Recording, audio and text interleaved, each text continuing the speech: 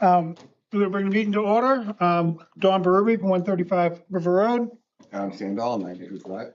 Terry Mackinnon, Community Development Director. Jess Duke, 50 Brown Hill Road. Ben Davis, 9 Wheeler Road. Michael Lawton, 3 Asa Drive. Sandy Crystal, 1 Shoreview Drive. Kim McDaniel, Select Board Rep. Ginger Iverson, Recording Secretary.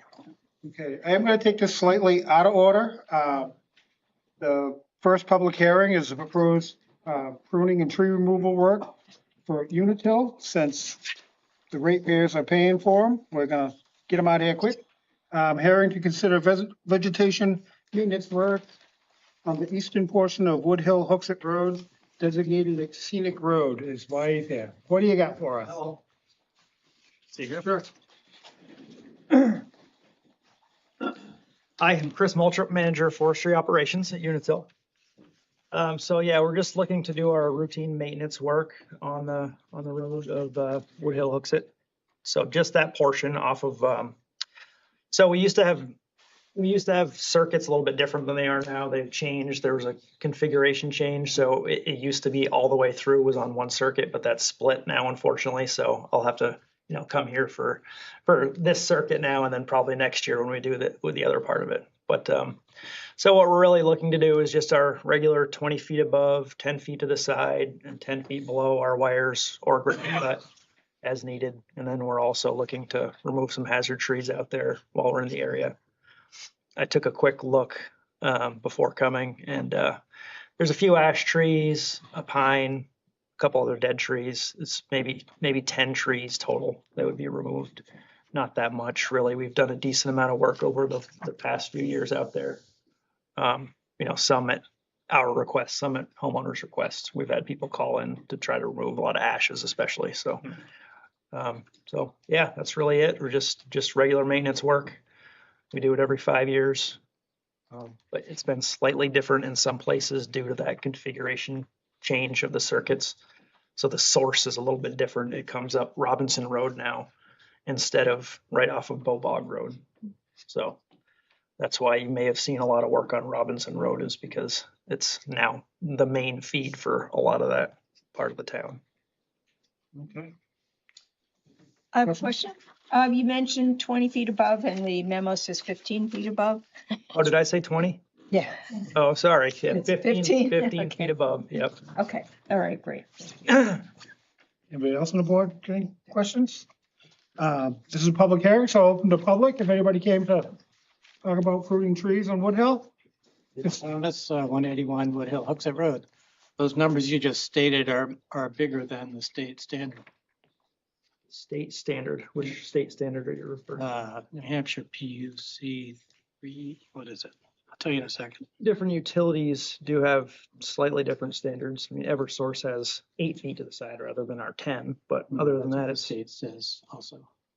yeah, that's pretty much the only difference. So What we base that on is roughly 2 feet of growth every year. And if we're doing 5 feet of clearance, you'd give us 5 years to get, the branches potentially into the lines. So that's kind of where that comes from. yeah, the last pass through was pretty thorough. So there are a couple of branches on the wires and close to the wires, but for the most part, it's not pretty bad. clear. Yeah, it's not bad. Anyway, I'm just here to advocate for a minimum disruption to the canopy. Yeah. What's your name again? Richard Thomas, 181 Wood Hill Hooksett Road. And that's it. And that's on that portion off of Bobog. Yep. Anybody else have any? I should also note that, this approval just allows us to do any work, but we still would be talking to all the individual homeowners before any work is done. So your specific property, if you didn't want us to Actually, I do don't as think- much. I don't think you have to cut anything in front of my house. It's pretty clear, but So it's, it's the road in general. we notify by hand, so we'll have Lucas Tree Service. Would be out there. They're doing work in the other parts of town right now. And they would be stopping. It's designated a scenic road, but seems to be getting less and less scenic as time goes by. Anybody else from the public have any comments, questions? So, yeah, don't take more than you need to, but obviously, Stu. keep the power on and hopefully not have. Yeah, that road has had some pretty tough reliability, actually. I'm not sure if you've noticed outages, but it's been on the list as kind of more frequent. Okay. I can't say I've noticed, but of course I don't know what everybody else experiences, so. Yeah. They're cutting on my road right now, and one day I was out there and I just went out and just kind of checked what they were doing and said, do you mind doing this and this and not doing this? And they were all like, that's totally fine, as long as it wasn't a cumbersome When they've change. come by previously, they've been accommodating. Yeah, they're good. Not here to complain about anything. I just want to see what's going on and put in my bid for minimum disruption. Do we need to do a motion? Motion, yeah. Okay, I move that we give approval to the proposed pruning and tree removal work by Unitil on the designated scenic road of Wood Hill Hooksett. Who was it? I'll second. Michael. All right, all those in favor? Aye. You were all. All right, opposed? Okay. All right, happy counts. Thank you. All right, moving right along, back to the conceptual consultation with Maple Syrup Enterprises LLC, Ballard Truck Center. Conceptual consultation for general industrial development for motor vehicle sales and rental. Located at 1310 Route 3A in the I-2 zone.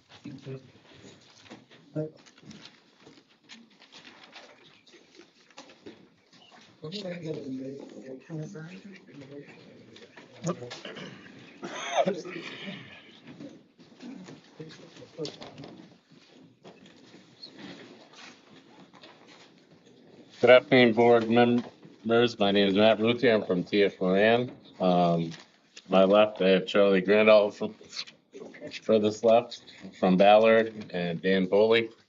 I'm sure most of you are aware of this project. I've walked the site and seen the previous plans. This is more of our refined plan. We're looking at 25,116 square foot footprint. With 14 service bays to the rear, sales up front and the park showrooms centrally located. We're proposing a dock on the southern side. And we're looking at about 35 employee parking spaces, 16 visitors, and then 75 spaces for truck parking. This will be sales area display for vehicles. And the rest of it will be storage. We're proposing and showing currently now a proposed future parking expansion, and we're calculating that into our drainage. We've gone through and kind of refined the grading for the site, which I'll show you on the next sheet. We're proposing a stormwater basin out front along the road, as well as one to the rear. We've been in discussion with DOT, and they have recommended that we make sure we maintain this driveway to be wide enough to allow pretty much a WB 65 truck to enter and one to exit, so one lane in, one lane out. Currently, we are proposing this minor impact to the wetland due to the truck loading area in order to accommodate the trucks backing in and coming out. That, my understanding, would require a conditional use permit for the buffer and for the impact. I'll flip to the other sheet here to kind of give you an idea of what we're looking at for kind of grading limits and extents.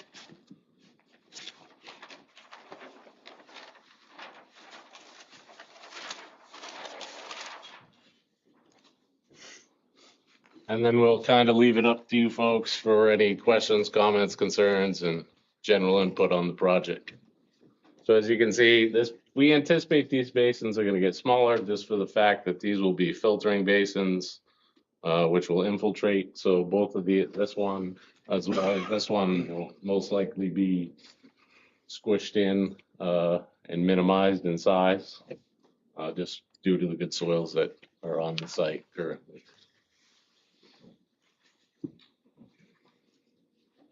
Where's the wetland? I have a plan that's, This, doesn't have the details. it's this isolated piece to the south, Oh, it's that, coming down the slope. So pretty much right in this area here is a wetland. it's not. What's the square footage, what we Matt? So have she can doesn't really- Yeah, we Maybe don't- the second one, but I think the rough size, overall size is somewhere around 16,000, 18,000 square feet. We're only impacting 29. And the portion that we're impacting is actually, does not contain the best hydrology as far as the wetland goes. It's actually has more hydrology higher up on the hill side. Do you mean it's wetter higher? Yes, yes.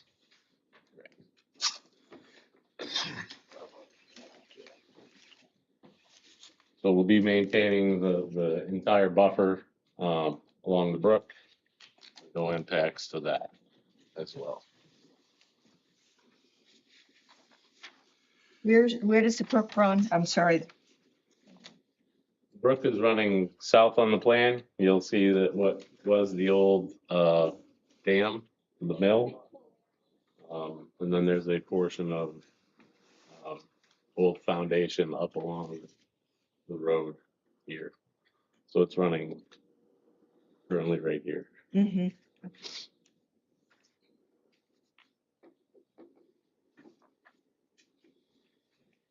And obviously, you're gonna be right in that intersection.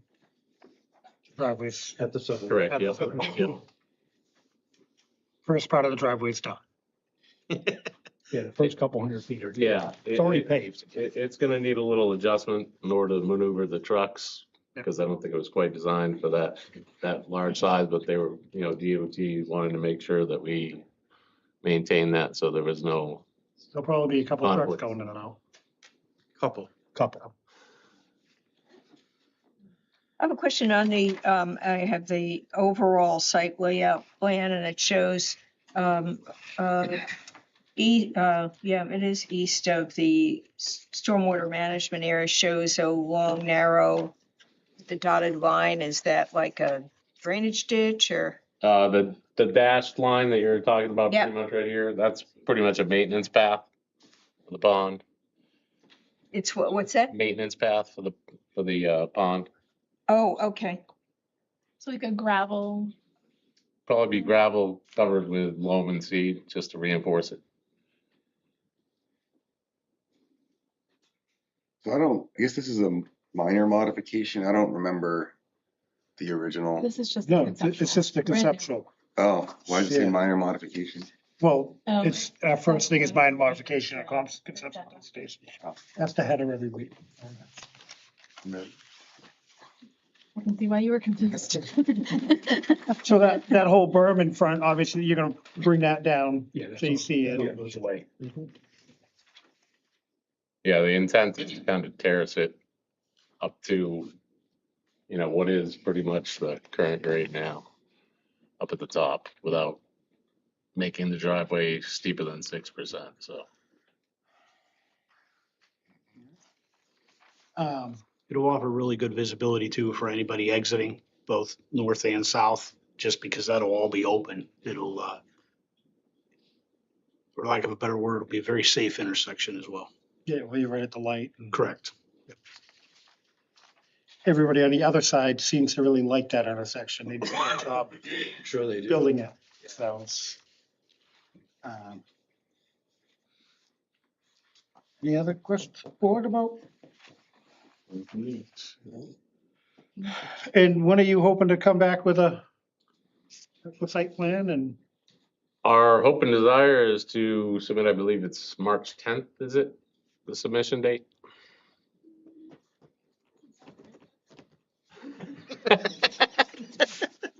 Gary would know. For the April meeting, is that? Yeah. what you're saying? Yeah. 17th. Sounds better. 17th? You're hoping to be here in April? March 20th is the deadline for the April 17th meeting. Okay. March 20th. Is there anything on here that you see that we need to address before we submit the final?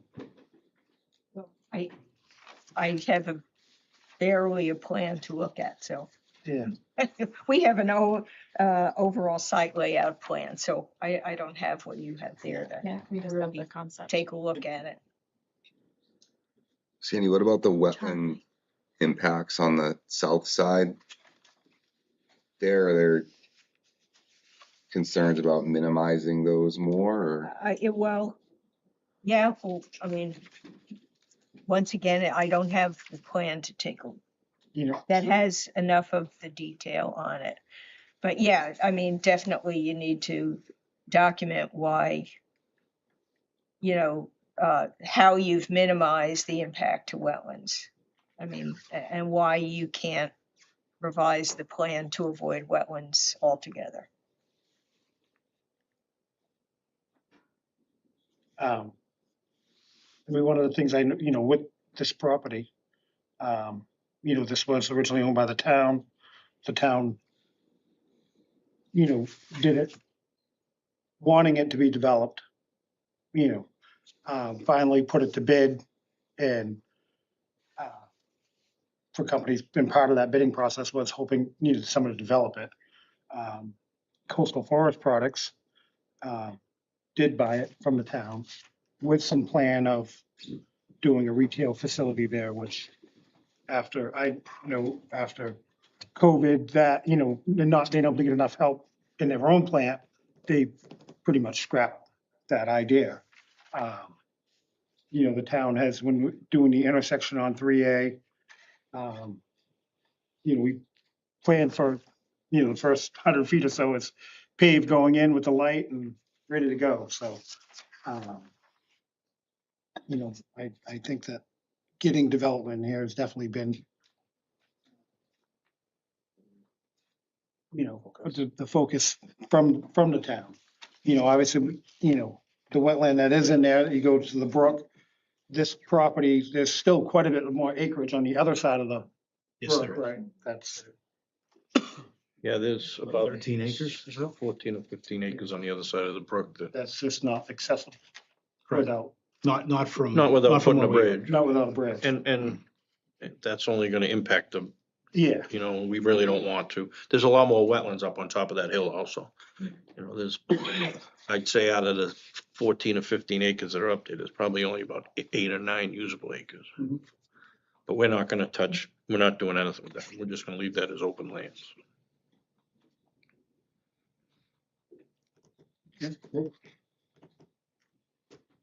great. Unless you got some more questions for us? We don't. This is a conceptual. So we'll put it out there if there's anybody from the public that has questions or concerns.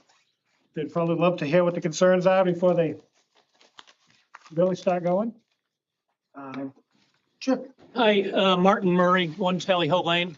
I didn't come here for this, but looking at the map, I am on the board of the open spaces. I think we have a conservation easement right around there, maybe abutting that. Is the dam, is that the little dam that you can see from the road there, right on the side across from Bow Auto Parts? Yeah, Is that what I'm seeing here? we're And to you're, the right of that, correct. So that, you're abutting it though? that dam is here. Dam's down here. This was the old dam, but Yeah. you're talking right here. This is. You turn that around. Oh, I'm sorry. So we're up in here. Yep. This is Bow Brook here, comes down across down here. This is what you can see from the road. Yes. Down here, Okay. correct. There's a 75-foot berm all through here. And all of that's staying. We're not gonna impact anything. Okay. So I think we have a conservation we do, easement, right? And So- we were looking at, I'm kind of an historian myself. Okay. And I was looking at when this project gets completed, I want to do something. That's one of the reasons I left this here. It's a dirt path, it's a cart path type thing. Yeah. It's for maintaining this pond, but I also want to do something, open that up so people can go sit, look out over that. I don't, so we have a conservation easement. Forgive me, I don't remember who owns the land, I don't think it's us. Is it the town where the dam is? Yeah, there. Well, I believe, but, I believe it's on the south side of that. Okay. There's nothing written in any of the maps that I can find. In terms of who owns it? Yeah. Oh. But Well- we want to do something in the future to let this, because it's a beautiful place. I've walked it. It's absolutely gorgeous down there. It'd be nice for the townspeople to be able to Yeah. drive up, sit at a table and look down over what's there. Well, we'd love to keep in touch with you. Okay, For sure. yeah. When we get into this more, I'd love to sit with you. Your project is like 50 feet above the level of the street, isn't it? It's a steep bank. there. Matt, how, Quite what far. are the elevation above the road? Yeah, we're at 316 here, the road at the light's 304. Yeah, there's a huge berm there that most of it's gonna come out. Highest spot, we're at 332 up in here. That's pretty flat coming off the road then. I mean, you're not, It's less than 25 feet. yeah. It's less than, it's gonna be less than a 6% grade for the driveway going in. I said that right? Yep. Thank you. Any other questions? All right. Well, Thanks for coming in. Let Thank us know what you can do. Thank you very much, Look forward to. gentlemen. Appreciate it. Matt, Actually, I got one Ginger quick has a question. for you. How'd you come up with Maple Syrup Enterprises? That's not us. That's Pike. That's Pike. That's Pike's That's what he's registered that company name that property. he as. buys property under. I have no idea. I mean, Because he's in the wood industry. you know. yeah, there you go. Thank you again. Thank you. Okay, public hearing number 2.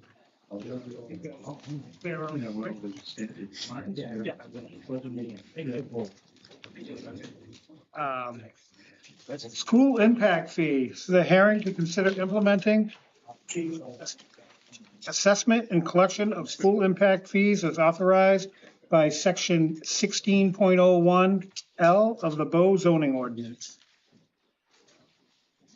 So the board has discussed this multiple times, but the last step is to hold a public hearing in case there's any public comment on it. Thank you. Nothing's changed in it except there is a few like typo type errors that were discussed at the last meeting that I fixed. Other than that, nothing's changed. The bottom line, what people would probably care about, is that the net impact fee proposed for a new single-family home dwelling is $7,742. Which, and that money goes to the bond. All right. The board have any questions or comments on it? So this is a public hearing on this. If anybody came to ask questions or give comment on the school impact fee? Being none, I will close the public hearing. So we just need to take a vote to, I'd make a motion to implement the assessment and collection of the school impact fees as authorized by section 16.01 bracket L of the Bow zoning ordinance. Second. all those in favor? Aye. Opposed? There you go. School impact fees. Help pay for that bond. All right, moving right along. Application 211-24, Jericho Properties LLC, continued from 1/16/25. Site plan application for 3 contractor buildings of 18,020 feet, 16,020 feet, and 9,600 square feet respectively, and associated parking, stormwater management, and utility infrastructure located at 1372 Route 3A in the I-2 zone. Welcome back.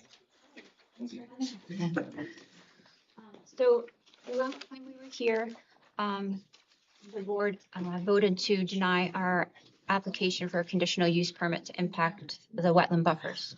So we did go back, and I believe you may have seen it at your last hearing, but we weren't here to represent it. So we have eliminated all wetland buffer impacts. We did that by reducing the building 1 by 2 units, building 2 by 1 unit, and I also reduced the aisle width between those two buildings so that we didn't have the wetland buffer impact to the north. So we have addressed the comments from the review engineer. We have addressed 2 rounds of comments from AOT. Their last round was more, please provide us with this printout, not anything like technical that needed to be revised. We have coordinated with New Hampshire Fish and Game. We received their conditional approval. We have also received our driveway permit from DOT. So I think we have put our best foot forward in trying to listen to the concerns, go back to the drawing board and come back with a plan that hopefully we're happier with. So happy to entertain So any what's questions. the square footage that you took off the building? Took off, I don't recall, I know that I know building, you said three units. You- 3 units total, so building 1 is now 18,020, building 2 is now 16,020.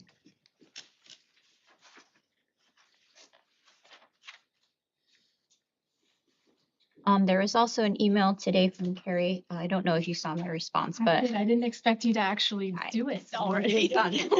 So I did relocate the hydrant to address the comment by the fire chief. So the fire chief, when reviewing this revised plan, there's a hydrant that was, I don't know if you can see my. It's not going where I'm telling you, this is awkward. Here, the screens are not aligned. Okay. He asked if we could move it to the front of this island so that he could access hoses around either side of the property and kind of reach the whole site better. So he asked if the hydrant could be right up here in the front. And that wasn't an issue. We have to accept this as complete because we rejected them before. Nope, you rejected the CUP. The site plan's still rolling. Right, there's always 2 together. Yep. Can I ask you a question? How much, if any, did the drainage change from the last version? Because we had a third-party engineering review on the drainage prior to these revisions. So there have been no changes to the gravel wetland or the bioretention system, which are in the northeast corner. It was the underground system that changed. So the components of it didn't change. The layout just changed because we were pulling everything to the east. So So same system, just move slightly because moving away from the. And I think most of the comments that we got from the review engineer were more the details of the system and making sure notes were maybe a little bit clearer as to what certain features were. So none of that has changed with this new version. And you're actually impacting a little less land. Have less altogether. impervious area.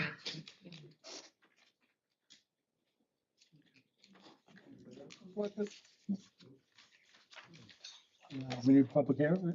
Yeah, do you want to talk about the restoration bond? Sure. So the applicant has agreed to provide the restoration bond that the review engineer recalculated. I don't recall what that value was, but it maybe 160 something. Yeah, might be right. Yeah, Huge, this thing's talking about. 165,000. It's like, And the review engineer's reasoning is provided in the packet here. If anyone wants to read that. And your applicant's okay with it? Yes. Okay. Open the public? All right. If anybody from the public came to, for questions, comments, or concerns, now's the time. So I can't recall, was this in the wellhead Dave, protection area? introduce Oh, yourself. sorry, Tom O'Donovan from the Bow Drinking Water Protection Committee. Was this site in the wellhead protection area or outside the wellhead protection area? Believe There's an outline. Wetland? I believe, It's on that map if we need it. yeah, It's within the aquifer. it's in the aquifer protection. I don't believe it's in the wellhead protection. It's not in the well. I mean, I don't believe I can. Yes, it's up there. It might be the easiest way to look.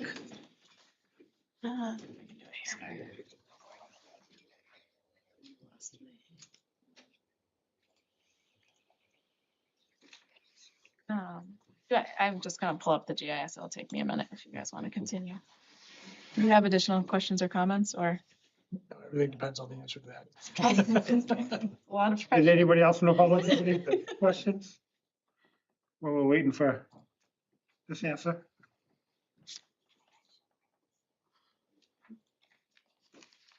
And you're looking if they're in the wellhead protection?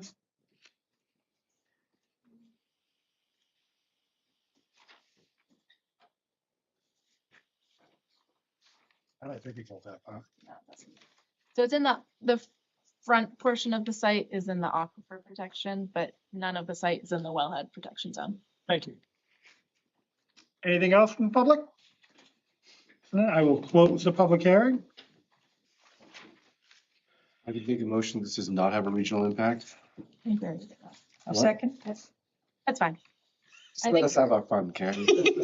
There you go. All those in favor with not having regional impact? Aye.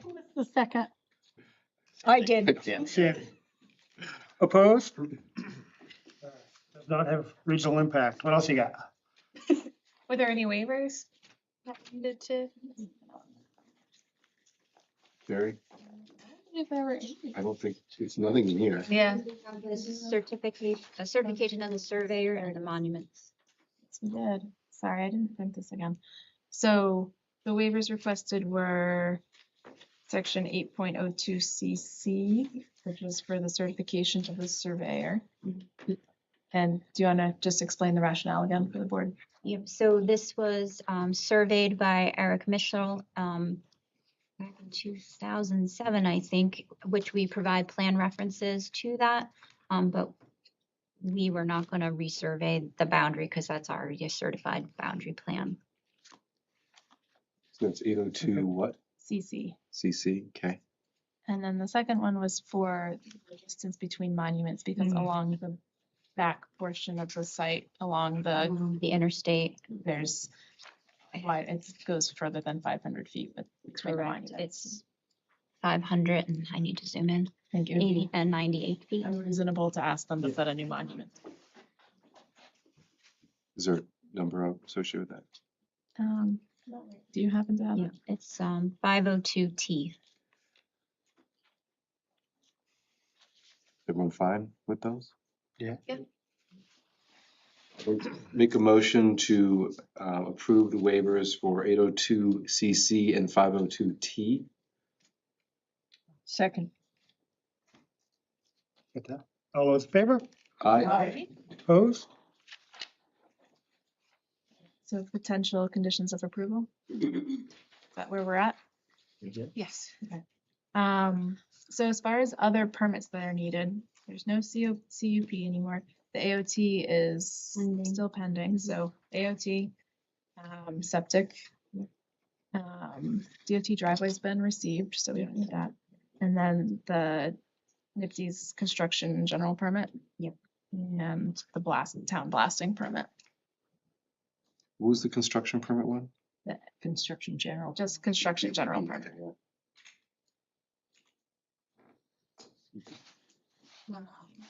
And then providing the restoration bond in the amount of $165,000 prior to any earth disturbance as defined in our regulations.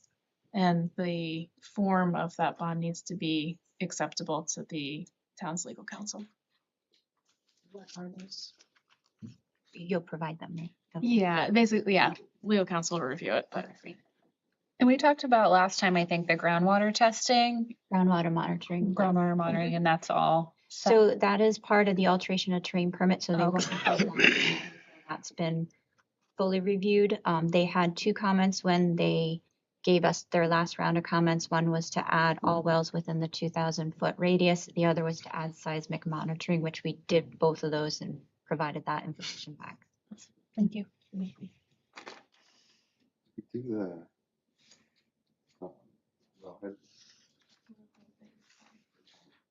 Yeah, it's not in the. Yeah, it's not in it. And six, and then comply with department head comments, including moving the hydrant, which she's already provided on the plan, but we'll just memorialize that in a condition as well.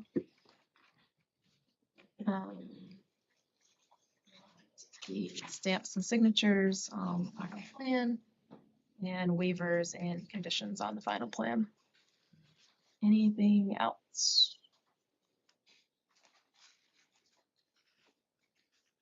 I'll make a motion to approve application 211-24 with the following conditions: receipt of the AOT permit, septic permit, construction general permit, town blasting permit, providing restitution bond in the amount of $165,000 in a form that's acceptable to town legal counsel, complying with all department head comments, stamps and signatures, and waivers and conditions on the plan. Just specify that the bond is required prior to any disturbance. The $165,000 bond would be required prior to any disturbance. I'll second. All those in favor? Aye. Aye. Opposed?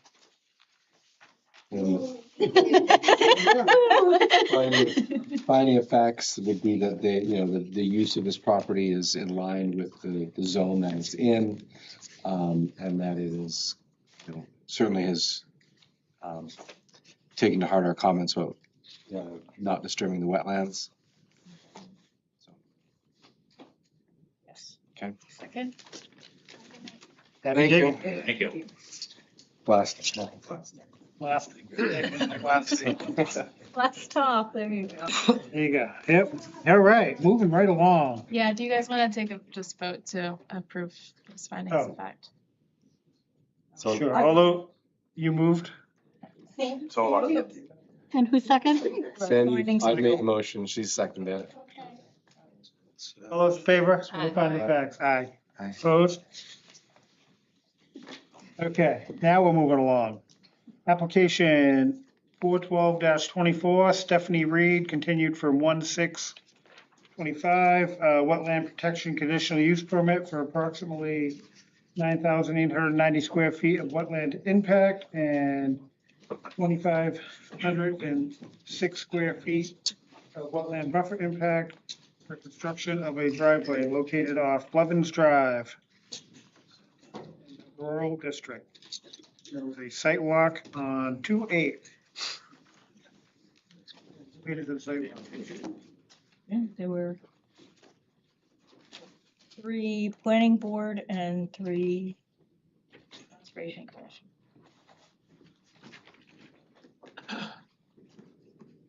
Anybody mean about it? I know, we were warned. Yeah, we just actually, it really wasn't as bad as Eric said. And he said it was probably because of the snow. Yeah. Yeah, it was actually a lot more treacherous in the summer because the herbaceous is so high, you can't see where you're stepping. There was a lot of pit and mound and a lot of debris from the logging operation that was there. So you're tripping over stuff constantly. The snow is actually high enough now when we were there that kind of smooth.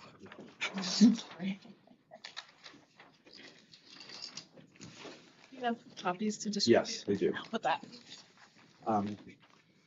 So this is the copy of the application, the advice material, full-size plan, and then additional application. And these are for the board members. So there's a copy of the checklist, application, and then 11 by 17 for each member. It's hot off the press. Ooh.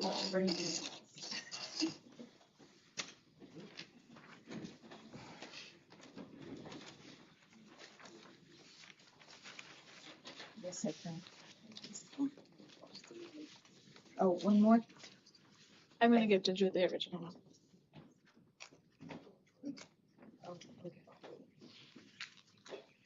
Ginger the one that's attached to it.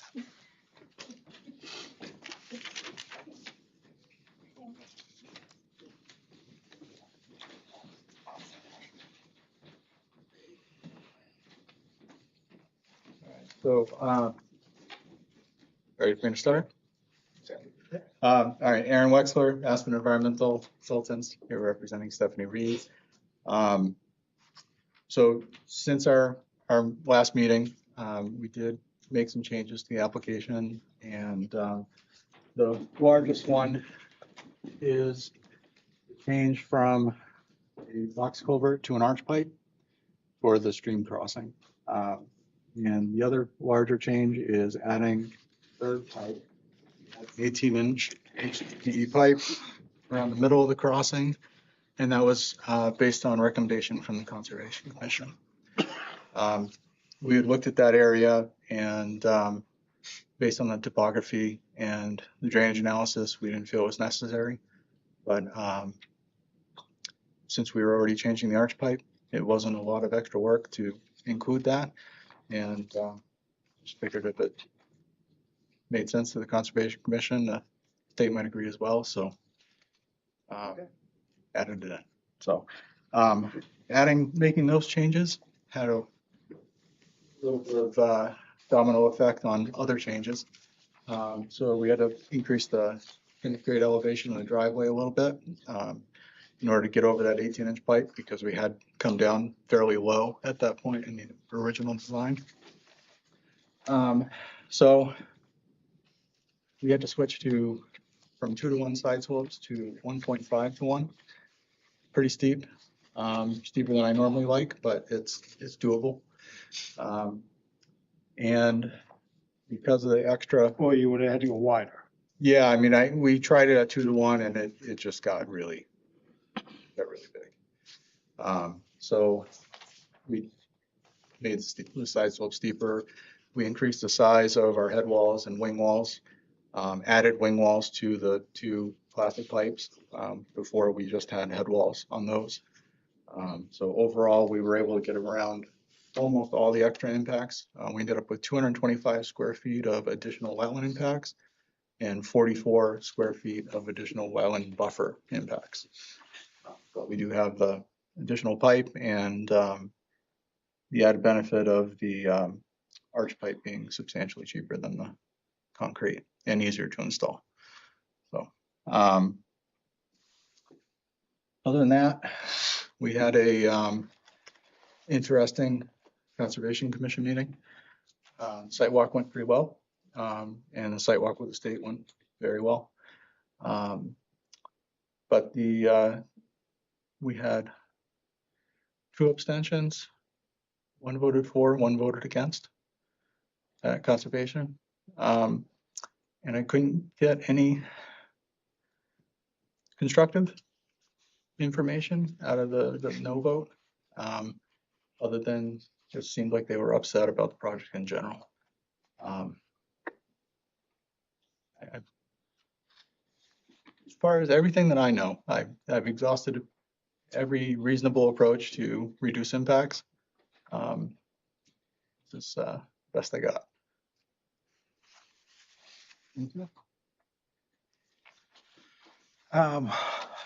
What got questions?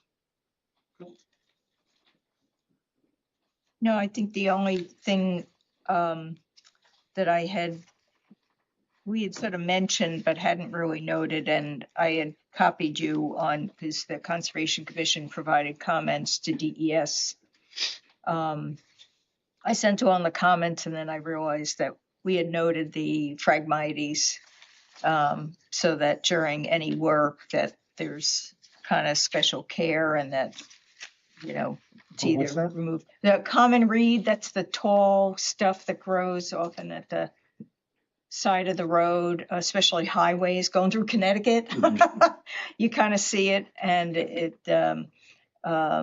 I suspect it came from logging equipment is what brought it in. It's an invasive It's plant. invasive. It's invasive. You didn't say Yes, that I'm part. sorry. Okay. Thank you. Simple thing. Yes, it's invasive. I suspect it came in with logging equipment. So I think there was just to trying to That's a pretty standard condition. minimize the spread of that. And if it's in an area that could be removed, that'd be great. But You'd want that as a condition. Sure. How would you phrase that? Trying to think of what I said to DES.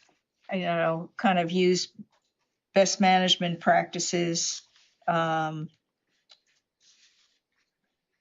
associated with invasive species when, working around the, invasive Phragmites, and it's PHRAGMITES. I don't believe that's on a direct impact area though. Yeah, it may not be. I mean, if it isn't, that's fine, but I just, I know I'm saying, what I'm trying to get at though, we can be careful not to spread it and we can attempt to eradicate it, but if it's not an area we're working in, Do you have more I'd rather impact? not, I'd rather not go. I More wouldn't, areas. right, okay, yes, don't go out and remove it if it's not in the, the biggest problem is that you're gonna have disturbance adjacent, and you might have, there might be more that grows in after the, Well, and that would be part of the, the restoration of the temporary impacts and something that. okay, we're supposed to removal, monitor any for. invasives, It's always a condition on the permits for restoration DES. of temporary impacts. temper, anyway. oh, okay, Yeah. all right, yeah, I thought I had seen it on another one. Yeah. Okay.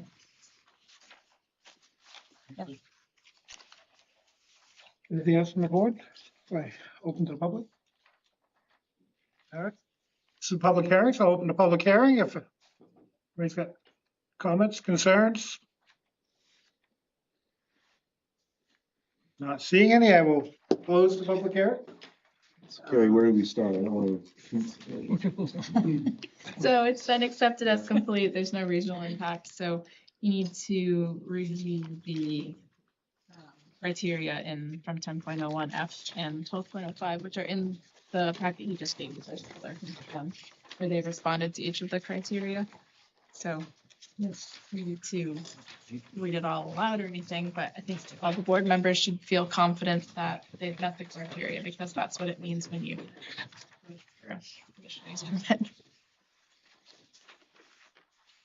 You're saying 10.0F, 01F.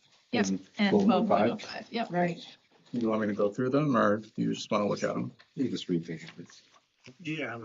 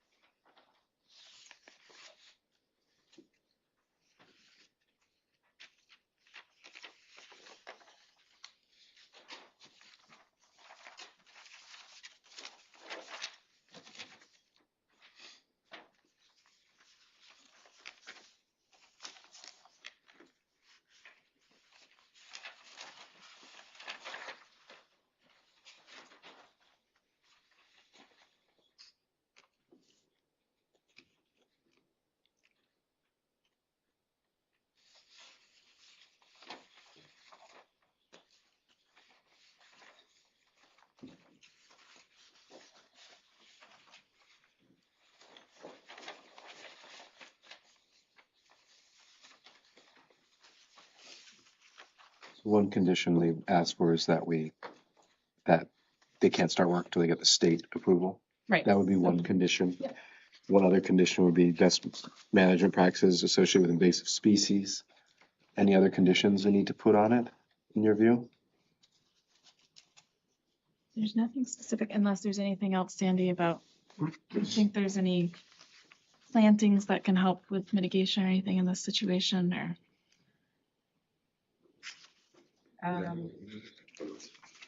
To see piece. I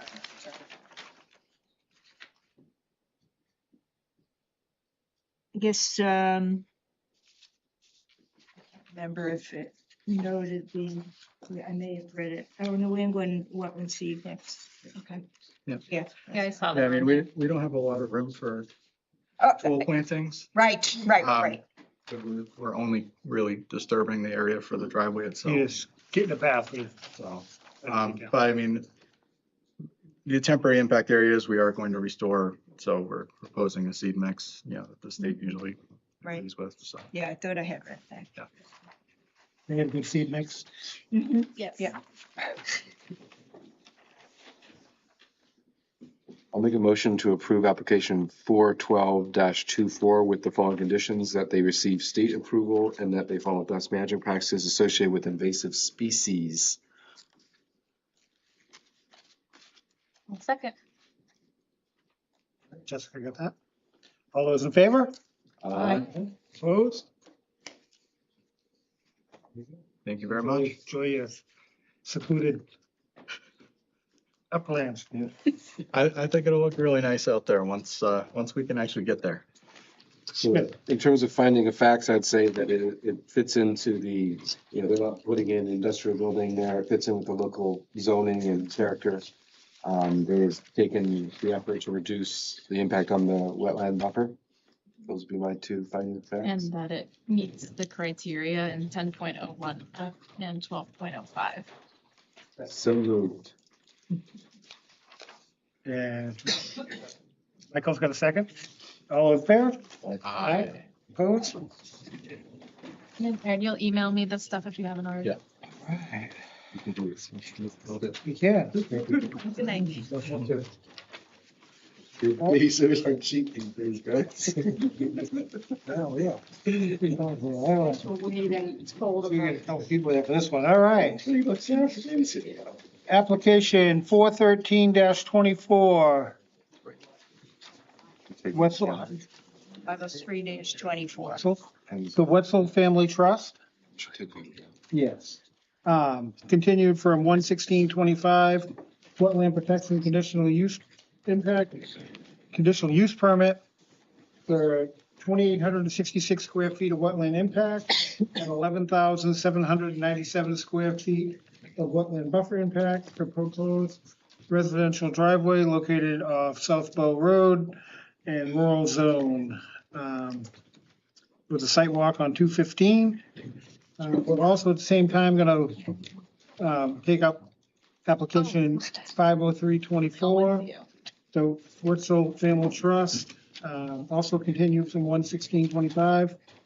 Subdivision modification of application 503-05 to remove condition 3 stating that no construction activity which requires a building permit occurs beyond the limits of grading. Gary, am I correct in that? And disturbance on the plan, it is of the new lot.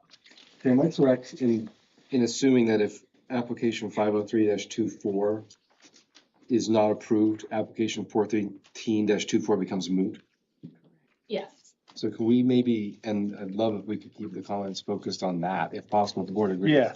Focus on 503-24 and why that is being requested first before we get into any discussion around the wetlands, because it's becomes moot if it's not approved.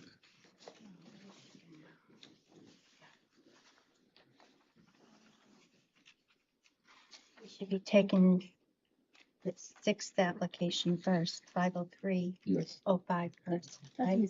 Okay. Can you introduce? Do you have those extras? Oh. Sorry, I kept just a couple. No, that's fine. Okay. I guess if anyone from the audience wants one. If anyone from the audience wants one, there's a few here.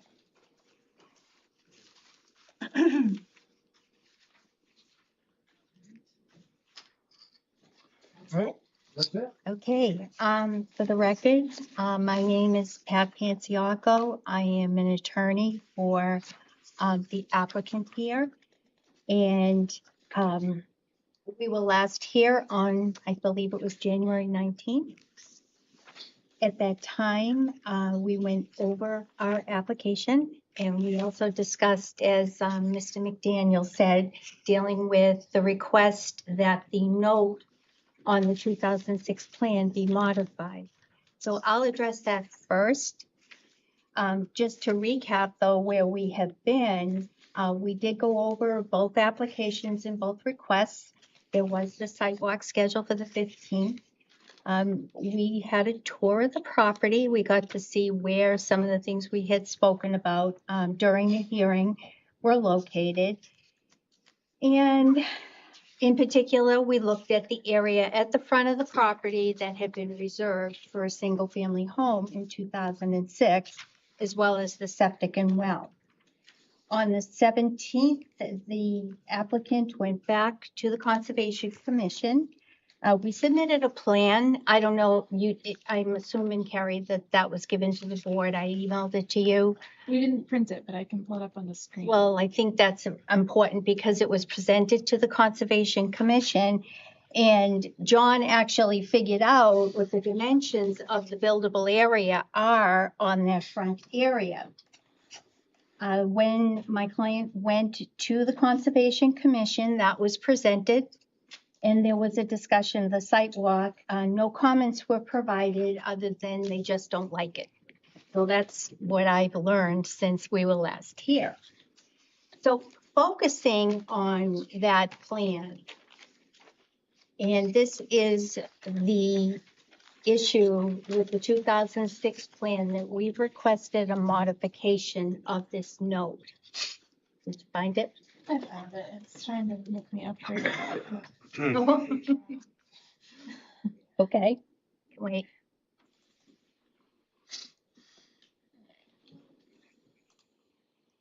There it is. Can you make it up? There you can make it now. On this piece right here. So this is, to give, I'll zoom back out for a little context first.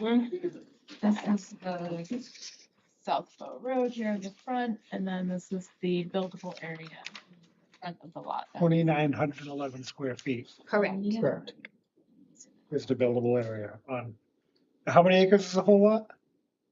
24.94 acre lot.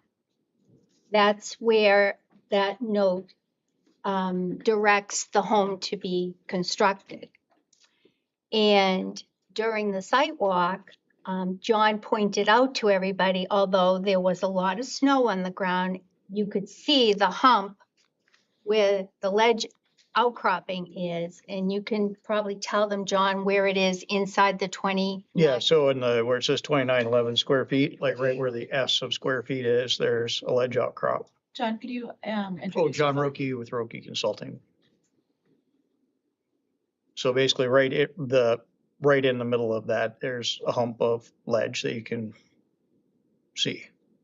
So anything to do with the house, like trying to fit any house in that area, you'd have to blast out for a basement, for the house, the basement. And if you were going to try, it's basically ledge in that entire area. They're off to where we're doing our driveway, there's a ledge outcrop. So it generally, if you were going to try to do a septic anywhere in that area, you would have to do a raised mounded system. And it would have to be basically right, the only place it could possibly be, just because the house has to sit in that 2,900 square feet no matter what.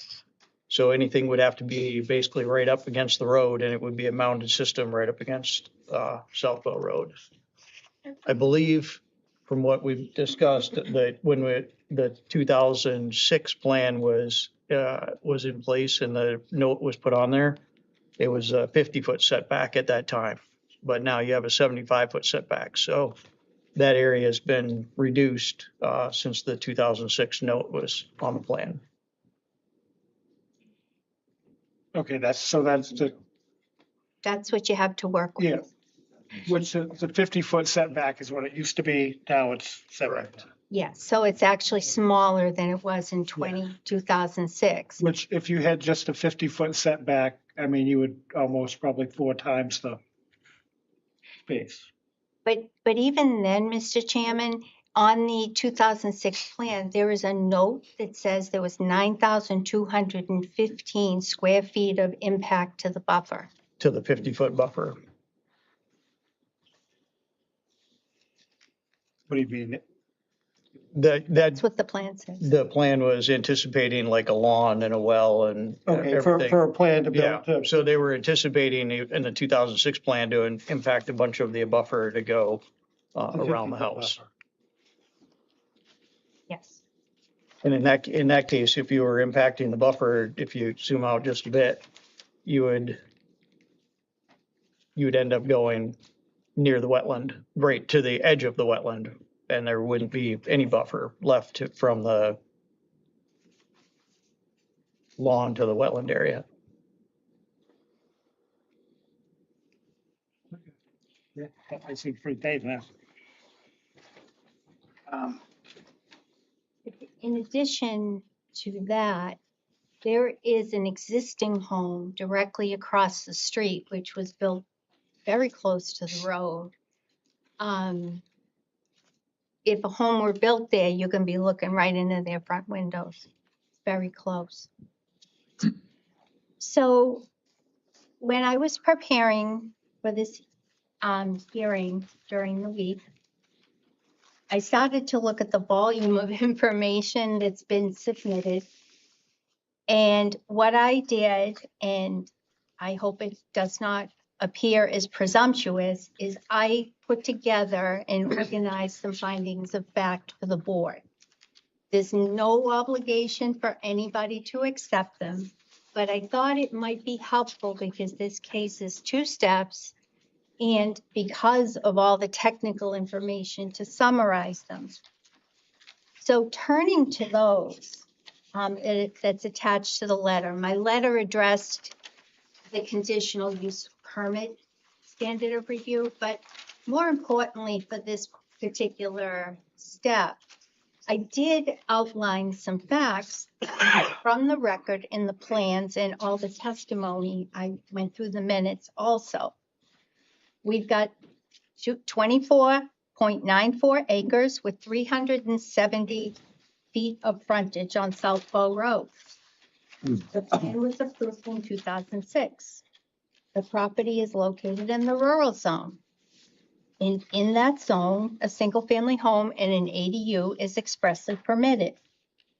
This area where this lot is located among numerous other single-family homes. A residential driveway is permitted in a rural zone and more often than not relied upon to comply with off-street parking requirements. But it is not permitted in the WCD without a conditional use permit. We understand that, and that's step 2. In 2006, the plan was approved with the proposed single-family home initially located at the westerlymost point near the pond by the applicant. The resulting lot size calculations on the plan that was approved in 2006 say it has 17.99 acres of buildable land. Section 302 of your ordinance defines buildable land as contiguous land, but it expressly excludes steep slopes of 25% or more. It also excludes ledge and ledge within 4 feet of the surface of the land. That's right in your ordinance. Now, based on what Mr. Roque has explained to you, and I know that Tom will confirm that front parcel is not valuable. After abutters raised concerns about the home's location in 2006, an existing right-of-way was in that area also. The location was moved to the front. But there's no evidence in the record from 2005 or 6 that shows there was any exploration done as to the suitability of that front area. It seems as though it happened just before the plan was approved with that condition. Is that because we don't have a record of those No. meetings? No, I don't think they did test pits or discussed the suitability of the soils on that particular area of land that they said the home had to be built on. I think it just looked high and dry and everybody said, okay. I just think it was an oversight. I don't think anyone intended that either. but that's what happened. I couldn't find any record of that. I mean, you found records of the site plan and what was Oh, yes. approved. Oh, yes, but looking into But whether or not, Going through those, you didn't find any of this information out of that we have soils. now. Yeah. Yes, what we know now. So that's why it was moved there.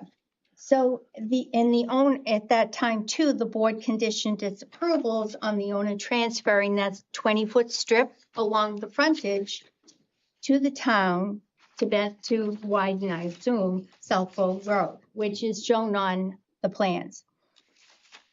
There is presently another home directly across from this building site. It doesn't appear either, after looking at the record either, that anyone ever contemplated or considered extending the driveway as we're showing on the plan right now to the northerly end where the land is high and dry. I think it was just not something they thought of.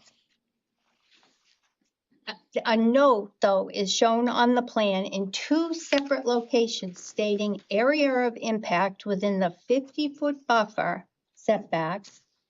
The total impact in this area is 9,215 square feet of clearing, regrading, and possible pool and deck placement as to the area where the proposed home could be constructed.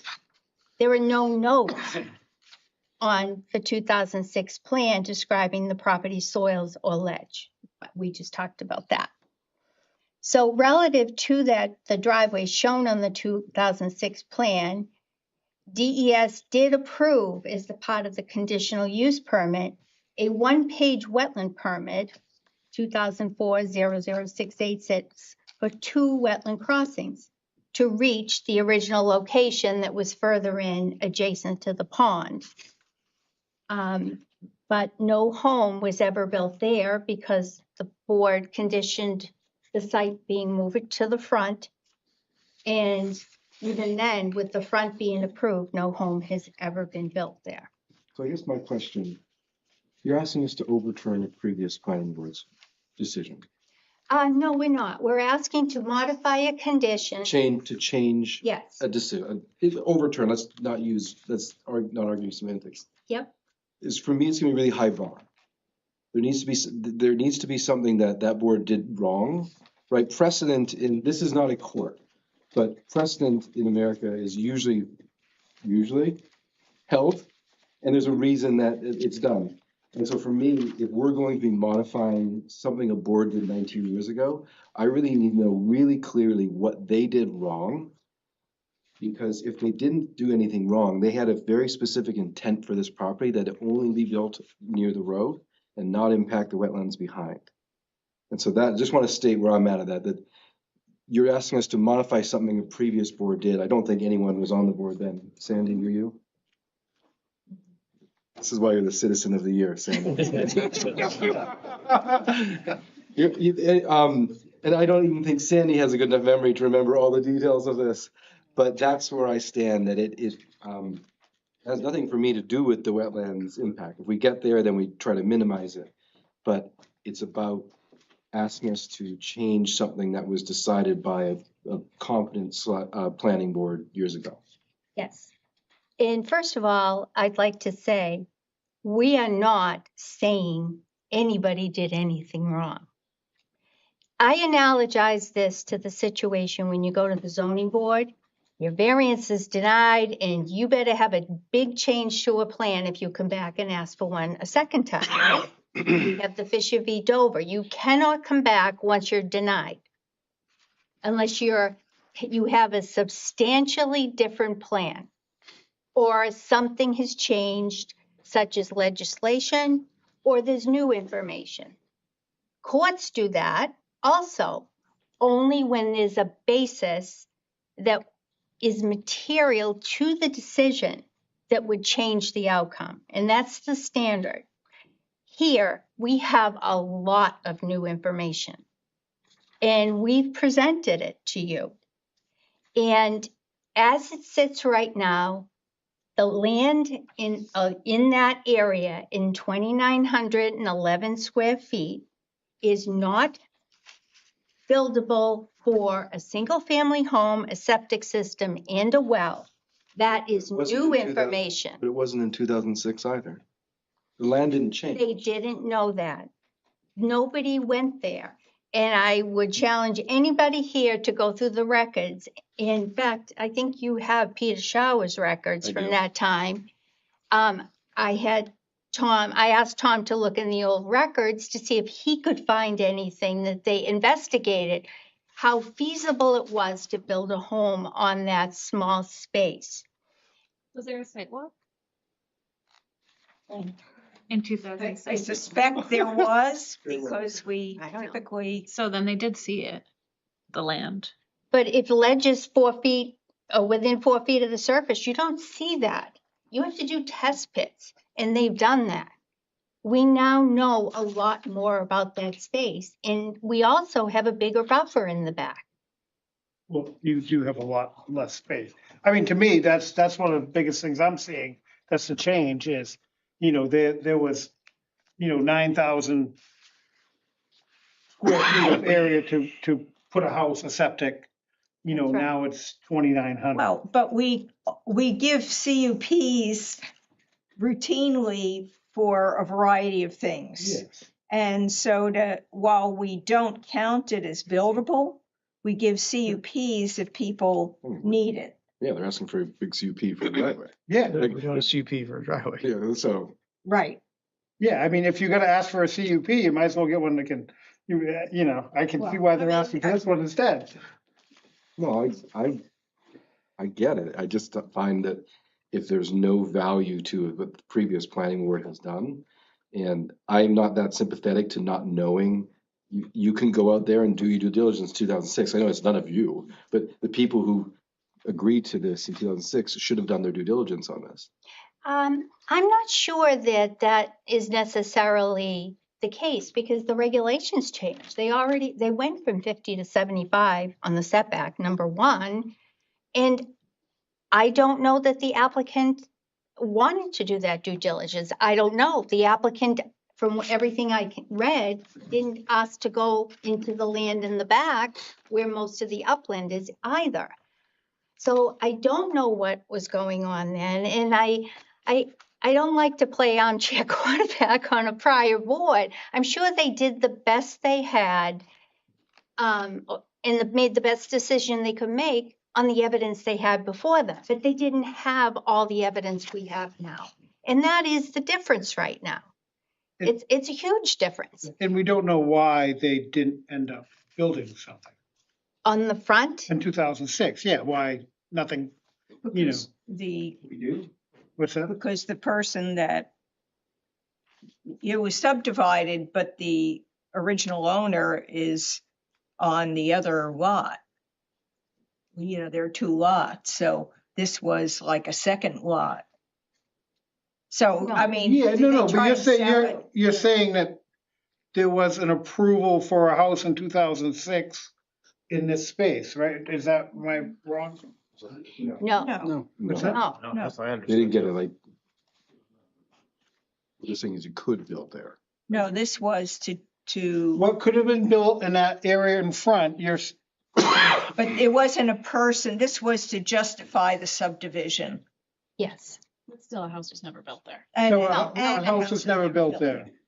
So all of that was just to justify the subdivision. Correct. And the planning board did that right.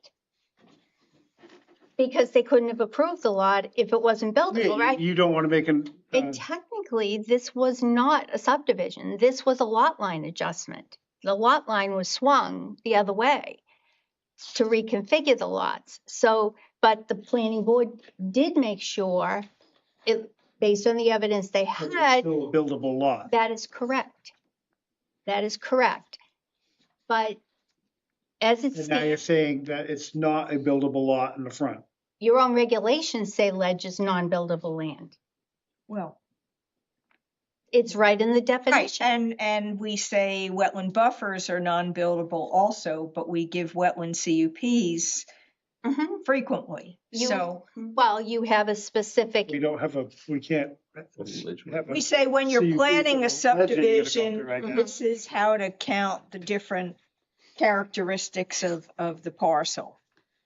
And the CUP and, other mechanisms such as that, they serve a purpose. And that purpose is to prevent a regulatory taking of property. Because if the board were unwilling to modify this note, we have an unbuildable lot because of the regulations. That is a regulatory taking. And I don't think that's what the board intended in 2006. Well, it'd still be buildable, just small, right? It's still A shed? Well, small home. Well, I'll let John address that. What could you build on there, John, if anything? You'd have to have some sort of house that would fit within that 2,900 square feet. That would be just the footprint of the house, and they would have no room to do a septic in that buildable area at all. So you'd have to put the entire septic in the front.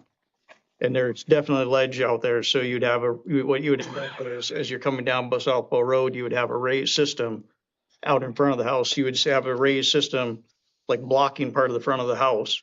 And then you'd have to drill a well, like run a well out somewhere out into the wetland, like close to the wetland area, and drill a well near the wetland area. So you'd have to clear out down closer to the wetlands out in the front area. And that would be permanent lawn that you would be maintaining over the years. Where the driveway that we're looking at doing for what we're doing, the driveway would pass through it.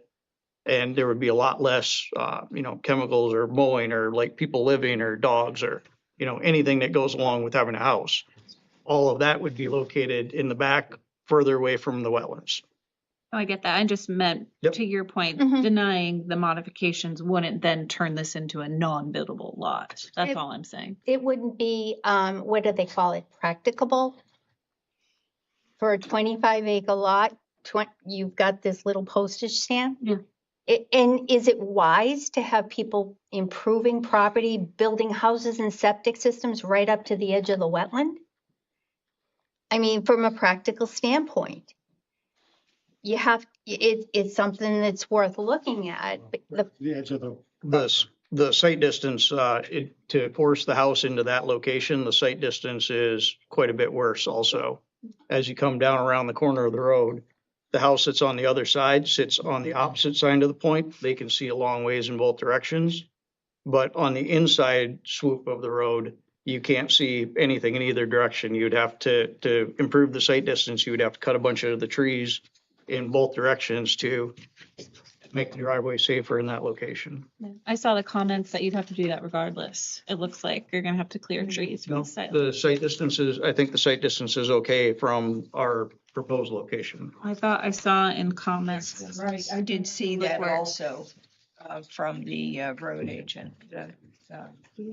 Well, I mean, right now, it looks like it's in the center. Not sure how long things are.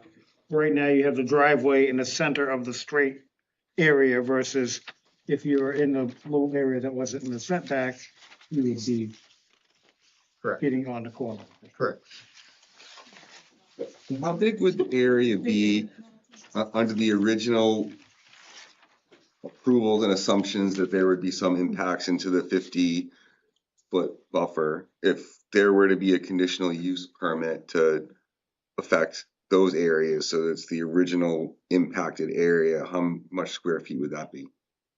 I'm not sure. What does that bump you up from 2,900? If you pull that back up again, Someone was talking about 9,000 square feet? That's what it was in no, it was the 2006. 9,000 was the impact in the buffer area. Out in the 50-foot buffer area. So they were contemplating at least a double the area, because it would be to the 50-foot setback instead of the 75 is what they had approved as the building envelope. That's a lot. To put the house in. Yeah, and then they were also contemplating, like on the side where it's 50 to the side, they were showing that all is impacted, and then all the way around the house, like basically looping all the way around the house, they were showing a CUP impact to most of the wetland buffer right down to the edge of the wetland. I mean, the one of the things that is not clear and not obvious, but impacting the wetland buffer when you're right near a road, you already have a lot of impacts, even if it's not the buffer itself, but you have a lot of impacts because there is a road nearby. So you're not impacting all the wetland buffer in a pristine area, you're impacting the wetland buffer that's near a road. So while it's great to it's important to have a buffer where you can, if you were going to lose a buffer, losing a buffer near where there's a road is a better option than losing some other wetland buffers in more pristine areas. I'd like to offer a counterpoint to that. Yeah. My name is Tom Sokolowski. I'm the wetland scientist for the applicant. And in that location, basically you have an area with shallow bedrock. You have a wetland to the west of that is a marsh, pond, shrub swamp complex. That is in the application that we prepared for the state for the wetlands permit, identified as the highest value wetland on the entire parcel. If you were putting a house on an area with shallow bedrock, you would basically be saying that you have this large area of potential sources of contaminants that would be in a position to drain right into that highest value wetland and cause eutrophication to that if you were talking about fertilizers, pesticides, septic effluent, failure, and diluted septage as a normal septic system provides over its lifespan in precisely the worst place in the site. Because it's right there in a drainage way or next to a drainage way that goes right into that marsh. And one thing that happens in soils that have bedrocks close to the surface or hardpan is that provides an impermeable barrier over which septic effluent fertilizers would travel close to the surface and discharge to that wetland.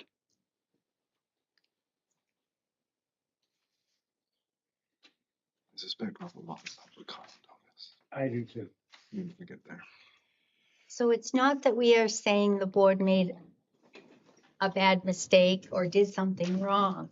What we're saying is we have a lot of new information. I'm not saying that either. I'm saying they may have very much intended for this. It sounds like someone wanted a lot line adjustment. Okay, we'll give it to you, but. Mhm. And the but was this condition. That sounds like it was what happened there. I don't know, but But I'm just like, that's logically as a planning board, that sounds like something we would do for what? For what reason though? to protect all the wetlands at the back. But that's, well, they also, as I understand it, there was a lot of opposition about building out on that little point that's near the pond. So that was really the driving force for why they forced it to the front. That's in the minutes. They didn't come up to put it to the front until the ruckus was raised over there. There's actually a right-of-way that benefits another parcel, from what I understand, that goes through that area that there would have been a level of interference with that encumbers this site. And I don't think the applicant was aware of it. So that's a very good reason to think twice. And in the location where they had originally tried to go, or where the point is, when we did the site walk, we walked up on that point. If a house was sitting there, the whole backyard and everything from a house in that location would drain right down into the pond. Where we're showing our house and what we're proposing to do, the driveway, the house, everything stays internal to the property. Like none of the drainage can go to the top into the high value pond to the rear. Our driveway is along the inside edge of the slope. So anything on our driveway slopes down into our own property. And then when you get to the house location, it also all drains down within the property. Nothing ends up draining off property with the way we put it together. In the home place. And at the place that we have the home, it's out past where the highest value wetlands are. So where we're actually going to be having concentrated development, it's out and away from the best wetlands and it has better and deeper soil out in that area. So anything that's being used out there has a chance of going down into the ground and not following along ledge right into the wetland. Right, and there won't be any encroachments into the wetland buffer, the wetland area itself, because there's plenty of room out there. There's, And you've done some test pits out here. Yeah, we have a septic, we have an approved septic in that location, I believe, already. So we have our state of New Hampshire wetland permit to go out there, and we have a state of New Hampshire septic that's been approved for that location. it just seems like nobody considered the idea of going out further. And it was quite a bit further. I think the driveway was around 750 feet as proposed in 2005. This driveway is proposed to be 1,200 feet. That's quite a bit longer. And I suspect that they didn't propose it and it never came up. So apparently wasn't something anyone was looking to do. So I don't know if the board wants to deal with this issue, and I'm not sure how to proceed or whether I should go into the other matter or you want to hear. I think I want to get some from the public. Sure. Since you're the last thing on the agenda. Sure. Everybody's here to talk about this. So with that, I will open up this to the public. Sean Ray, 101 Wood Hill Road. I was on the 2006 site walk. I'm very familiar with this property. The previous owner at 105 had bought the property and then had the board allow him to merge them together into a single. And then every time we keep talking about this front postage stamp place for a house, it is true now with our setbacks, there's not a lot of space here to put a house.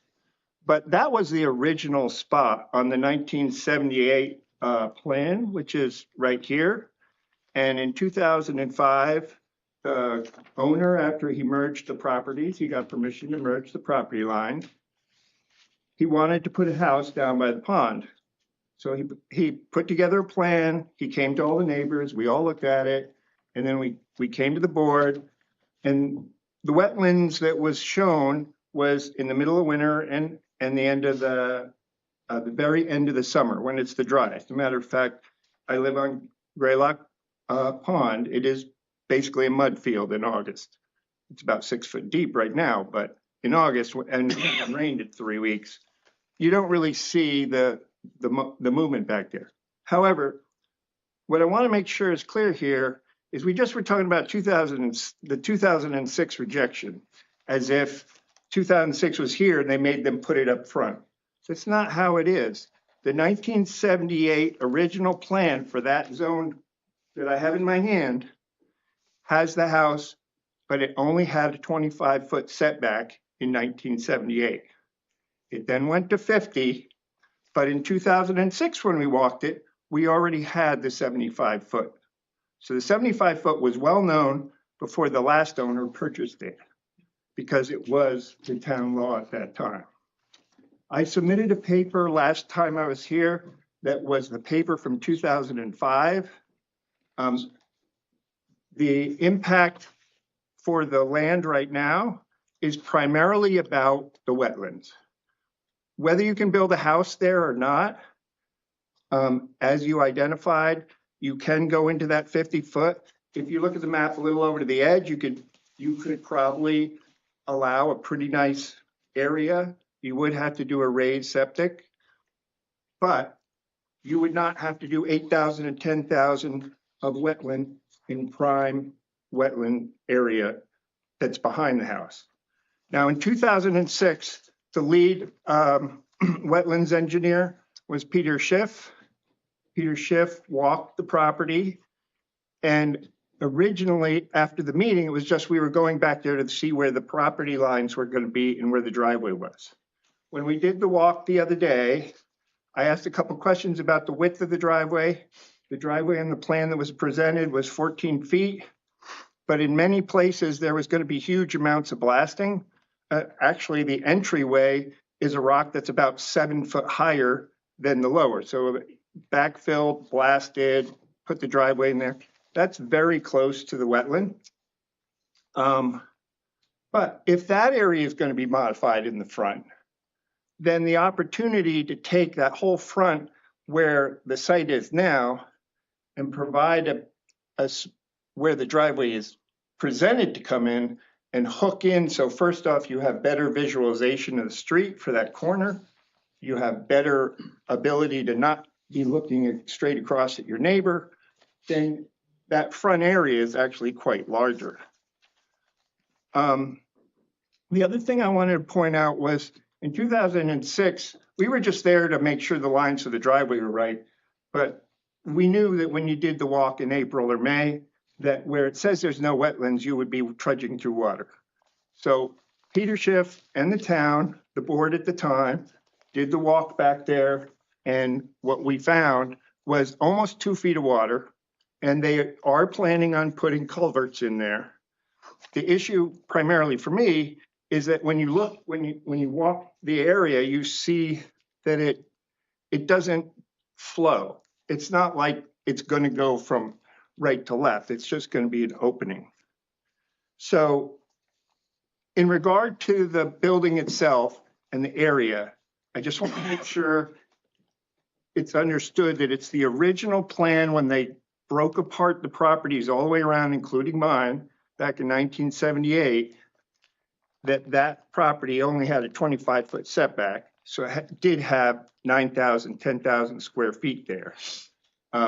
Also, the setback for the rest of the wetlands with only 25 foot would have been a little easier. But putting a house on the front there, it is true, the guy across the street, who is a great guy, they had to backfill his property to get enough land just to put his house on. If you drive by there, you'll see from the edge of his house, about 20 feet over, it just drops off on all 4 sides of his house. He has smaller than that 2911. So that's all I have to say. I just want to make sure that we understood what happened in 2006, because it was a rejected plan. The plan for the house on the pond was presented, and the plan to get back there through all the wetlands there was denied.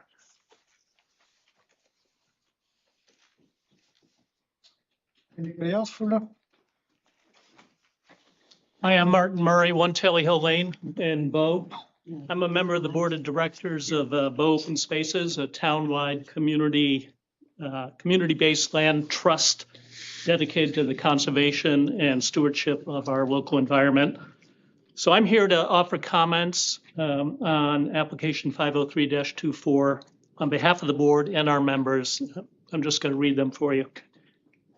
We reluctantly provide comments on this application, reluctantly, as normally Bow Open Spaces does not get involved in individual permits. We prefer to focus on our mission of open space protection across town. But the real impact of the possible approval of this request is potentially so substantial that the board of directors did decide to comment to you, to the planning board. So we have several points. First, as a review of the 2005 minutes show, this was a good decision by the planning board in the time before subdivision open space designation was required for subdivisions. It was a balance of the right of the landowner to develop land with the protection of the public interests and natural resources of the town. In other words, this was before open space designation was implemented, but balanced the needs of both development and protection. And based on the minutes, we see the owner received the subdivision approval that they sought. Therefore, there's no basis to disregard or discard this decision. Second, a decision by this planning board now to reopen the decision of an earlier planning board to approve removing the restriction would set a questionable precedent on all previous planning board decisions. This would be problematic in many ways, including detailed review by developers of all restrictions currently in place, followed by requests to overturn every one of those that prohibit development. Finally, noting that the planning board's 2005 decision was in compliance with the town's master plan of 2004, overturning this previous decision would either violate that master plan or violate the current Bow Town Master Plan Objective Number 1 and Objectives 3 and 4, as approved by this planning board and the Town Select Board in 2017. This includes the planning board's requirement to, quote, maintain and enhance the rural character of Bow through a balance of developed and undeveloped areas, unquote. So thank you very much.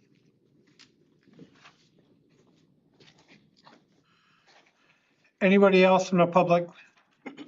Comments, questions? I'll just say briefly, listening, I'll just summarize, I don't think this project was intended to happen, that's all I'll say. Bob Lux and Bow. Allen Road and Bow. Allen Road. What's your last name, Bob? LUX. Tom? Tom O'Donovan, 20 South Bow, Dunbarton Road. I want to touch on a couple of key specific topics that we have some concerns with. First of all, you've heard tonight, both the engineer and the attorney for the applicant refer to the DES permit that they say has been approved. The planning board should probably ask whether DES was informed at that time of the deed restriction on this property. DES is not allowed to approve permits that violate a deed restriction. The deed restriction, as we understand from community development, was informed to the applicant in August. The permit was accepted as complete in July and then approved in December. The question we think the board should ask is, was DES informed in that time between the complete application and December, the approval of this deed restriction, so that DES could review that deed restriction with a determination as to whether that affected the permit? Secondly, if the planning board finds out that the applicant did not inform DES that there was a deed restriction that impacted that permit, and a review of the permit shows that there's no language in it that says subject to removal of this deed restriction, should the planning board then inform DES that there in fact is a deed restriction that impacts a permit that has already been issued by the state, and determine then what needs to be done with that permit pending a final decision by the planning board on the restriction? Planning board also needs to consider the second major point that the applicant has made is that the buildability of the site in the front is a reason for the removal of the restriction. The planning board should ask the applicant for more details on the background previous to that, has been mentioned by some members of the planning board, as to what that had to do with the overall boundary adjustment as referred to by the attorney. But we think, looking at the record, it in fact was a subdivision approval. That's what the documents we're looking at. But I'm sure the attorney is correct. I'm sure it was a lot line adjustment. The planning board should determine by a thorough review of the actual document minutes and the record of decision of the planning board as to what that was, if you're going to decide to remove that restriction.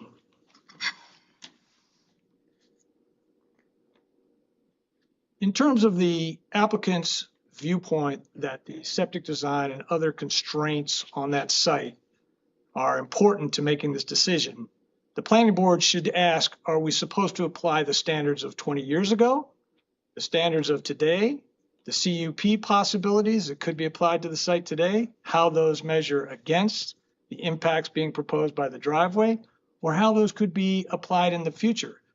DES septic designs are constantly evolving. Design requirements are constantly evolving as new technologies emerge for various septic treatments programs. And there are exception programs out there for applying high technology approaches, which are typically used in waterfront areas and other very constrained built up areas. And there are processes out there that the planning board should either ask DES about or ask this engineer to review in more detail before signing off on a document saying this site is not buildable and therefore should be considered in this decision. Finally, you've heard twice now the attorney for the applicant refer to a taking. A taking is a very serious consideration, and the planning board should ask several questions of the attorney, including, are you referring to a taking of the owner? In which case, do you have an agreement with the owner to represent that owner in a taking discussion? Or are you talking in a broader sense? in which case is that in fact applicable to this discussion at all? The fact that the owner of the property actually filed the deed restriction themselves as required by the record of decision of this planning board in 2005, 2006 timeframe, and then 20 years later, this attorney is bringing up the idea of a taking, is something that the planning board then should talk over with town council, should consider talking over in detail with town council before lifting restriction number 3. Thank you. My name is Eric Toom. I'm with 15 Crockett Drive, and I just want to echo what Martin said. I oppose the changing or removing of a restriction that was made by the planning board 19, 20 years ago. If you started to remove restrictions on many other decisions, we'd be in a lot of trouble right now. So, they did their due diligence back then, and I believe that it would be a mistake to change a decision that was made by a planning board 20 years ago. So, thank you. Was DES aware of the condition? What condition? The deed restriction as it's been Not a deed described? restriction. It is not a deed restriction. I will point you to the case that I sat before this board where there was a deed restriction required as a condition of the plan, and it had to do with Wood Hill Road, where you limited the number of houses to be built until you had a through road. You may recall that. There was a note on the plan that said, it shall be put in the deed. This is not a deed restriction. It's a plan note. Thanks. So I'll let you take over, Tom. Okay. So actually, before you go, was there anything else from the public? So I can close up. I am absolutely certain the attorney is correct and that I'm using the wrong terminology. The key idea is still the same. There is a restriction on the lot as to what can be done with it. DES must be informed of that restriction as part of making their decision about what can be done on the lot. Was that done is the question I recommend the planning board look into. First of all, they have no jurisdiction over it. DES doesn't care. They look at the wetlands. That's what they control. So I'll let Tom take over. So anyways, just. No, just no, to I don't repeat, know. Tom, can- Was DES informed that there is a restriction? no, No, I guess not. okay. Well, They don't have to be. subdivision plan that was put in the application to DES. So whether someone looked at it at DES or not, I can tell you. Oh, so the 2006 plan was included. They read the note on the plan? I guess they saw it if they read it, but they don't care. They're there to look at the impacts to the wetlands. Sir, could you introduce yourself for the record if you came up? I'm Eli Lerman, I'm the applicant.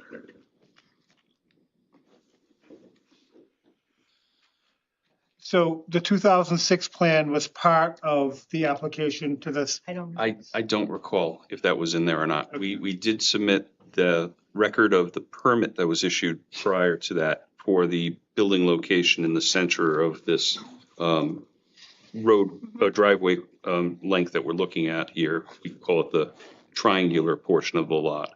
But whether or not the 2006 plan with the information on the frontage area that was presented as part of that subdivision approval, I don't recall that being a part of that.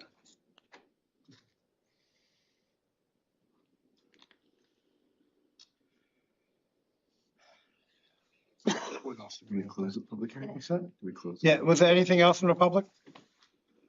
I want to close the public hearing. Can I Yeah. just say a couple things? Sure. I don't know if you did. Tom. Not a whole lot more that I could add. The one thing that I'd point out is there was a reference made to the house across the street and the land area that was involved in that, and that it's smaller than the buildable area on the frontage on our subject lot. I don't find relevance in that really, but I'll Okay, let you go ahead. in any event, our project team surveyor has located the area of buildable land on our subject parcel. That's measured properly. I have no idea how that other parcel's buildable area is measured other than by naked eye from across the road.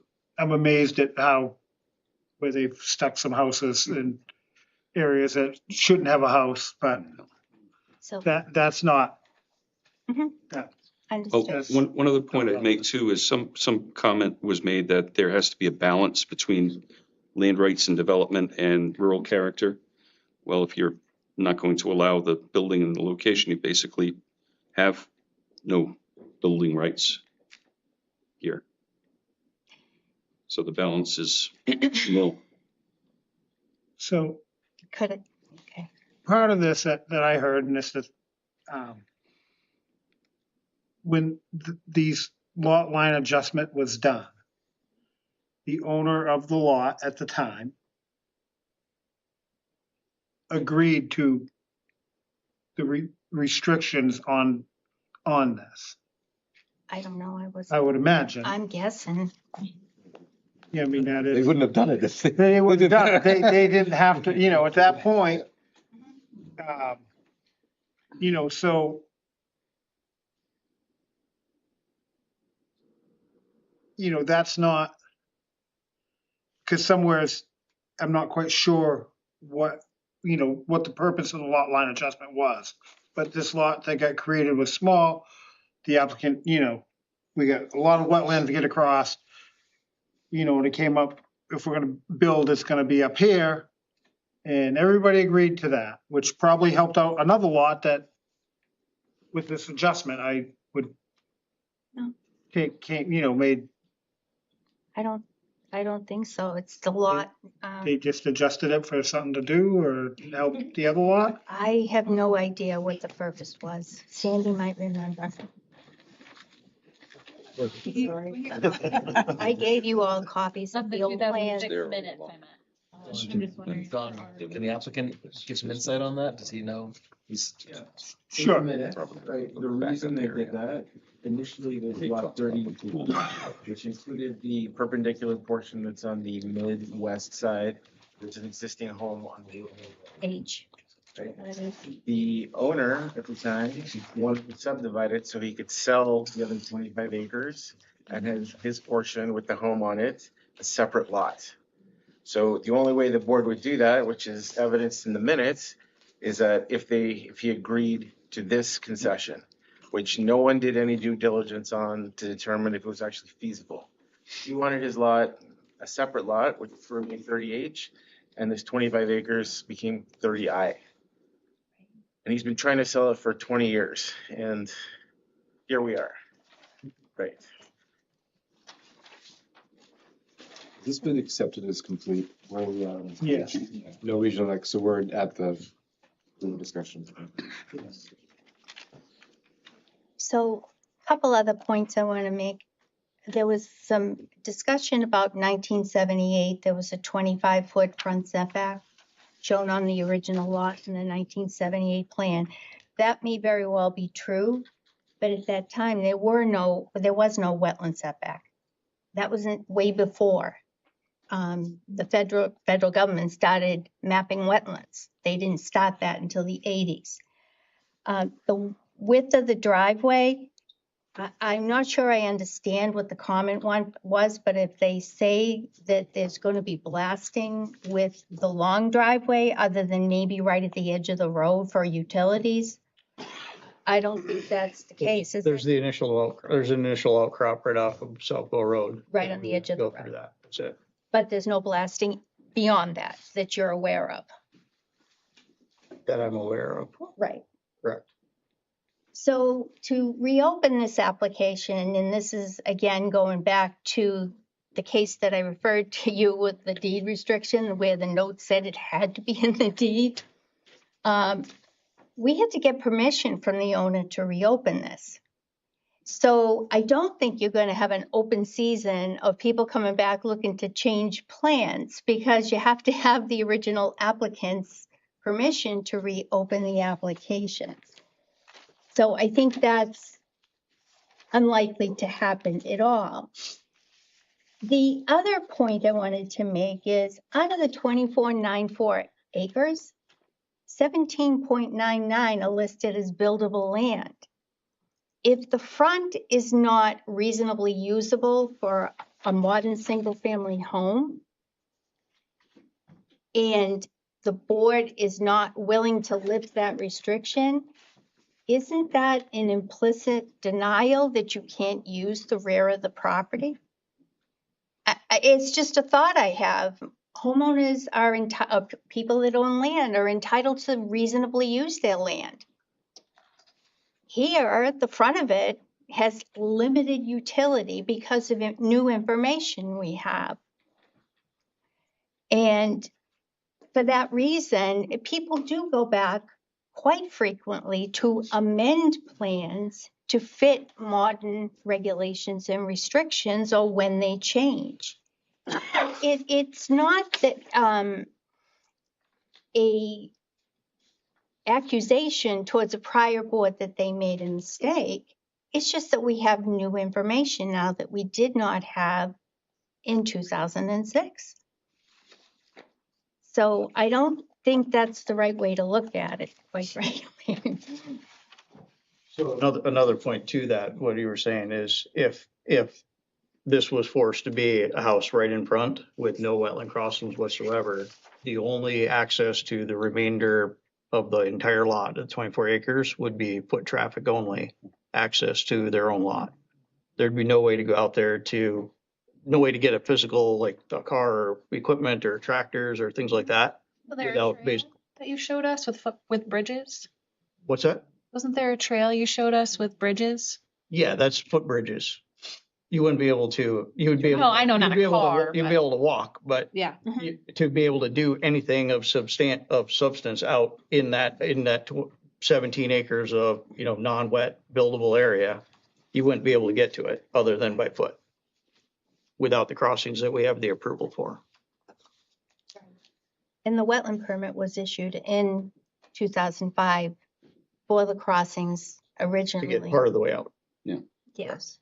So DES has always approved access to the larger parts of this lot.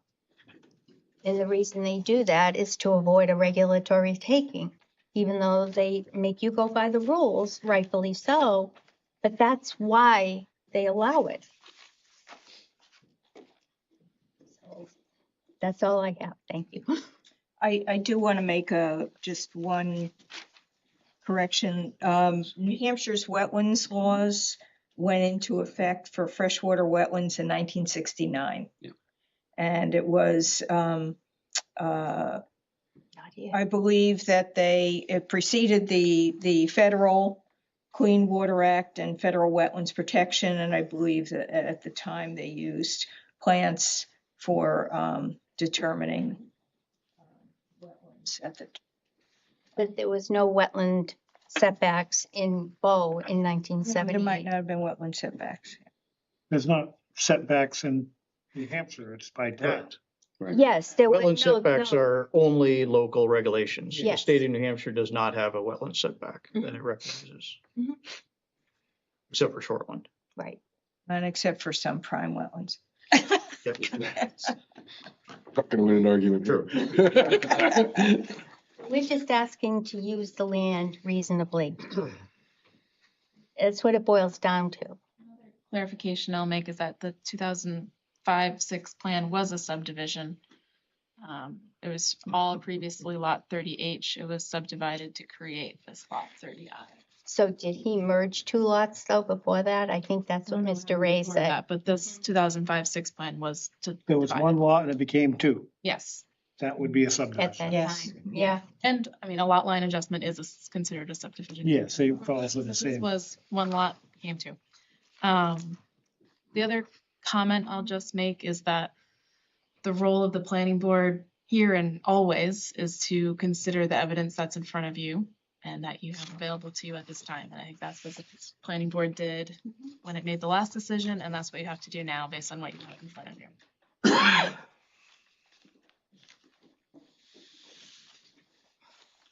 I mean, myself, I understand the fact that it's an awfully small area out front to try to build a house. No doubt. You know, we don't have a time machine, so you can't go back, you know, and it shouldn't have. And I'm not sure if the original lot, before it was subdivided, if there would have been better access to this backland. So there was already a house on the lot. Yeah. before- So they chopped off the part with that house and left the rest of it. Yeah, so it's in your guys' package. The house was up in front here on Woodhill Road. Is. And it went all the way back around. That was the lot. The frontage on Woodhill Road went all the way around and took into most of the rear of what is now our lot. And what they did with the subdivision plan is they essentially cut that front part off. So just They a could small sell it. lot, on Woodhill Road that was separate, that they could sell that off. So they could sell that off. And then the remainder was So when vacant. they did that, so they could sell that off. Yep, they had, The planning board said, sure, but we can only, if you build a house up front. correct. It's still the same owner. Switch on to show them. H and I. Yeah, so that is more of a lot line It adjustment. was merged into one, and then it was separated again, all within 3 years, There were two lots. back to the original land line.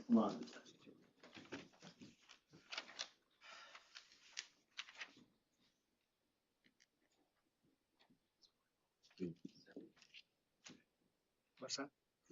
Am I allowed to be part of the public comment? As the Well, we're really done with the public comment The part, applicant. but you were the applicant, so what do you got? Well, you heard all my, well, not neighbors, but concerned citizens. I think it's important that I have something to say. You know, my wife and I and our 4 children are looking to relocate to Bow and be part of the community and build a home. I had no idea that we were going to be going through all this to put in a driveway. We've lived in Alaska for 25 years and been subject to some extensive DEC and Army Corps of Engineers building restrictions. And this is all new. And I don't think we're asking, you know, everyone here, you know, there was mention of a balance. There was mention of, you know, keeping the land pristine and natural. We're not. Do you own the land now, or are you, purchase and sales agreement? Well, purchase and sales agreement, if this goes through, we're gonna purchase. If not, we can't. Okay, just, And the owner's representatives, you know, are here as well. We are as well looking for a balance and something equitable for us and our family. And we have, you know, I have an elderly parent who had a stroke and he needs care, and that's why we need the ADU to put him in there for his, you know, he's 80 years old and he needs somewhere to be. And I realize these are my needs specific to this lot. And sure, you know, we need a 4-bedroom house and a septic system and an ADU, and these are my needs. And I think and all the nice lots are gone. pretty much, you know, we like Bow, we like the community. We have not had the most friendly reception from some of these community members. Not at all. Um, Not a warm welcome at right. all.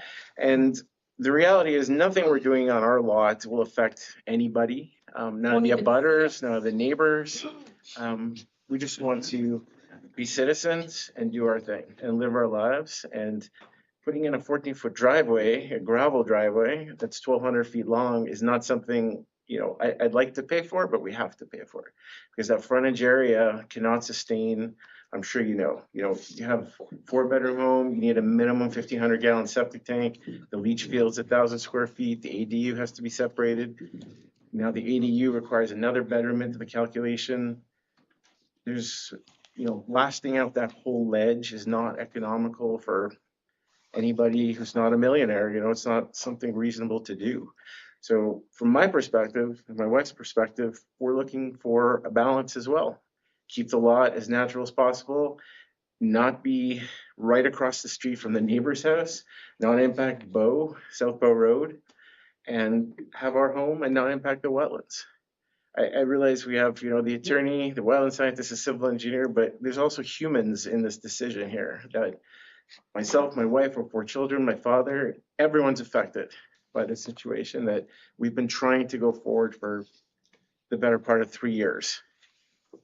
We're pretty much at the end of this now and at the end of our funds, and I don't think we're asking for a lot to put in a driveway to a residential home on a residential lot in a rural area and not impact any neighbors or the town except by paying our taxes. And we have a lot to contribute to the community. Could you just give your name? I know you. Raquel Lorman. Okay, thank you.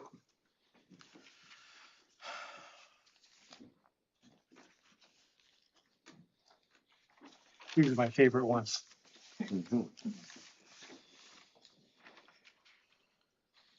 There's definitely a great points coming on both sides of this. It's, you know, the hard part is changing decisions that were made there. You know, my thought is that they shouldn't have allowed the subdivision, even if it was 3 years after and it went from whatever it did, when this was one lot, and to say, okay, we're gonna take this 24 acres, make it a lot, but you can only build on, at that time, 10,000 square feet of it, maybe, you know, now because of our, you know, regulations change, we're down to 3,000 that, you know, would still need some CUP.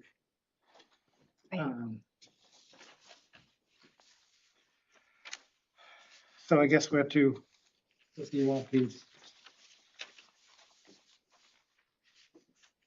change the plan.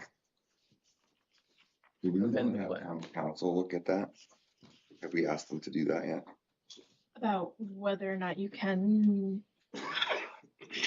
Yeah, I mean, this is gonna tell I us haven't we had a can. conversation with town council about it. And basically, the advice is what I just told you, is that you have to make a decision based on the evidence that's in front of you now.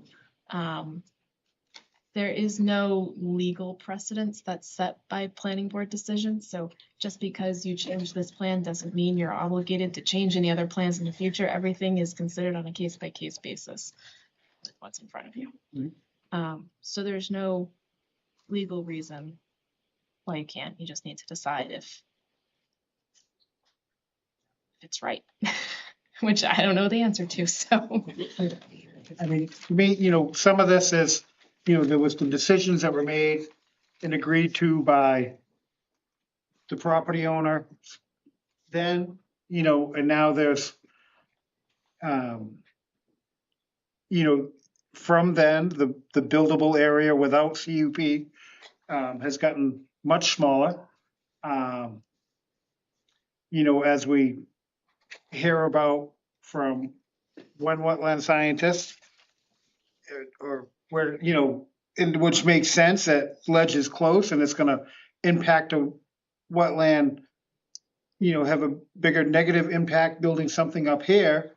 You know, that argument makes me think, you know, well, back here where it's not draining into wetland, running across the ledge, and I understand that it makes sense. You know, water goes through dirt pretty easy, but when it hits rock, it's gonna Go horizontally. it's gonna go horizontally. That does make sense to me.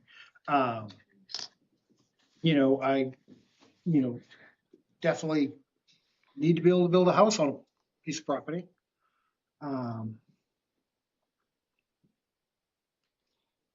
It was 17.99 acres in 2006 back there too. They just didn't avail themselves of it, it seems, for some reason. So it probably still would have been a buildable lot.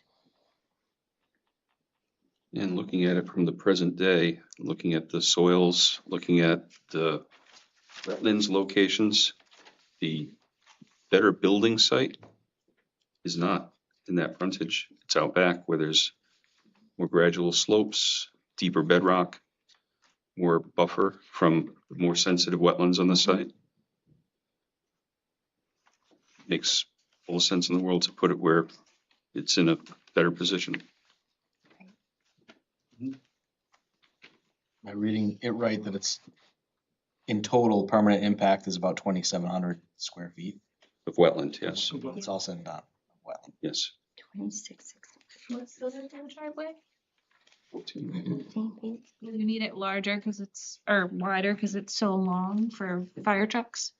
I'm not sure what the Yep. origin of the width of the driveway, Only if the fire department would ask for like a turnout. Usually they'll, if it's a long driveway, they'll specify if they want like one little section that's wider. But if they would, for some reason, ask for that, there's areas in the middle that were out away from wetlands that could be accommodated.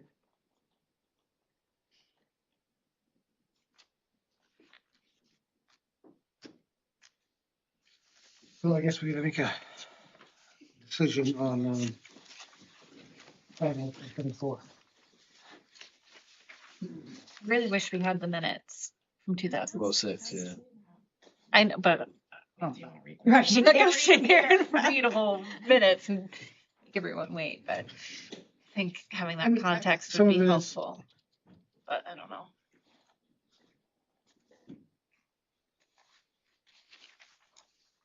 To Kip's point, it'd be nice to know if there was a heavy discussion on, you can do Right. this, but Yeah, this is yeah. the reason, this is all you. Just to have a little bit more color and background as to why the board made the decision it made. Reading it actually versus hearsay, but. Actually, I got a question for the applicant on this.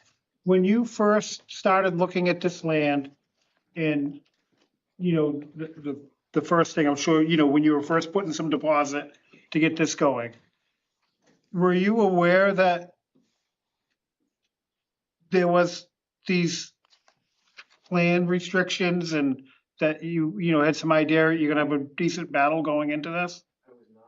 It was actually Mr. O'Donovan here who made me aware at the August 2024 Conservation Commission meeting when we submitted the DES permit. That was the first time. And Carrie, I sent an email to Carrie asking her if that was the case. And she was the one who pointed out to me, yes, there is a condition on the plan. And she did send me the meeting minutes, and there was not any discussion about why the site was to be located in the front. It was a concession made by the owner in order to get the subdivision. And that was the extent of it. And the meeting, Carrie has the minutes, they're in your archive. There was zero discussion about, space and buffer zone and ledge. It was just dropped on the sheet to get the plan approved and to move forward. So I had no idea. Otherwise, I wouldn't have gone down this road, to be honest with you, right?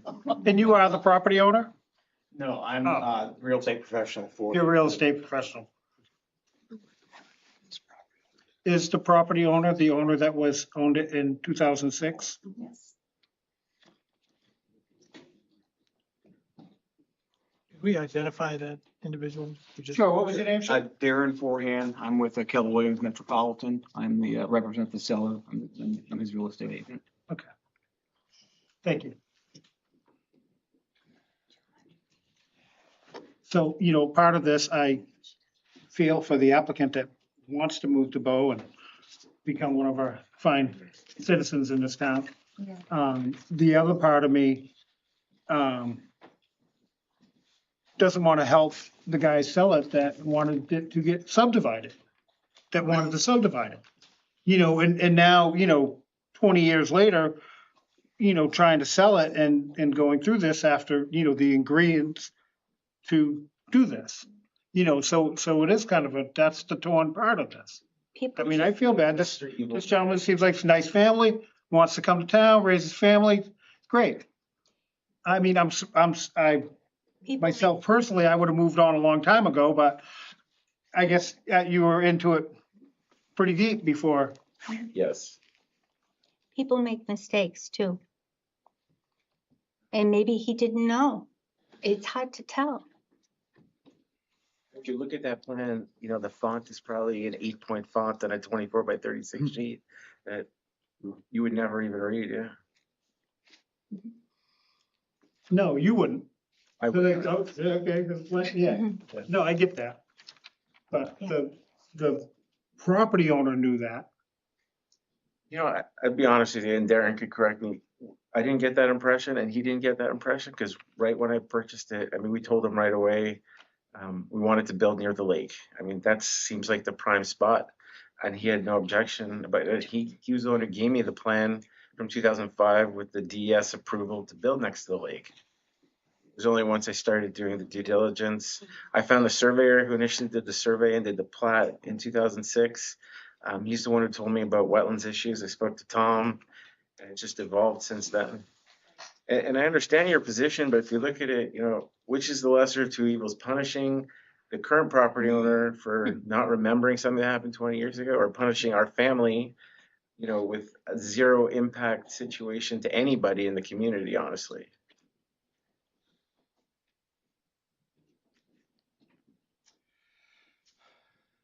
Anybody want to make a motion and see how the board votes?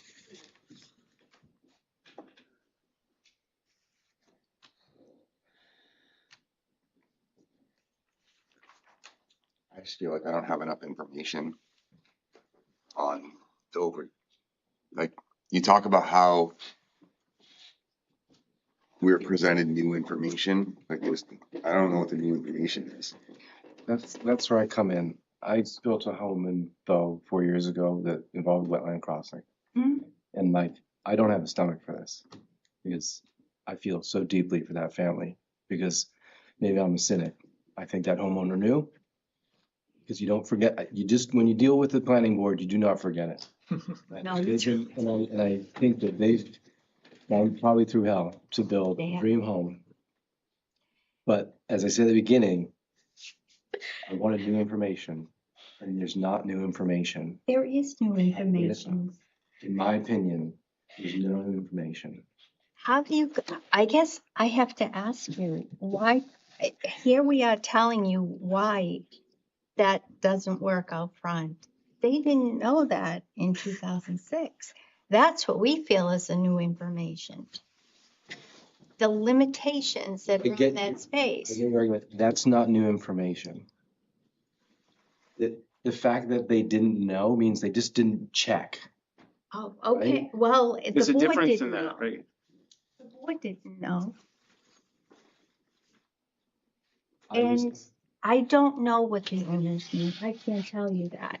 What I can tell you is it appears the board didn't know. There's nothing to suggest that they did. But under the current regulatory scheme, it's that condition is confiscatory. It prevents the reasonable use of this land, and that alone should be enough to reconsider what that label says and whether that restriction was appropriately imposed. That alone. Because otherwise you have a big white elephant. Where do other people sit on this? You know where I stand. We can pull the minutes and come back again if you want to. It sounds like the minutes aren't revelatory at all, which, you know, they're minutes. We have recordings now. I mean, my thought is that a house out front wouldn't work very good and be too small and be worse for the wetland than a house out back. So I would vote for this to allow them to build this out. So.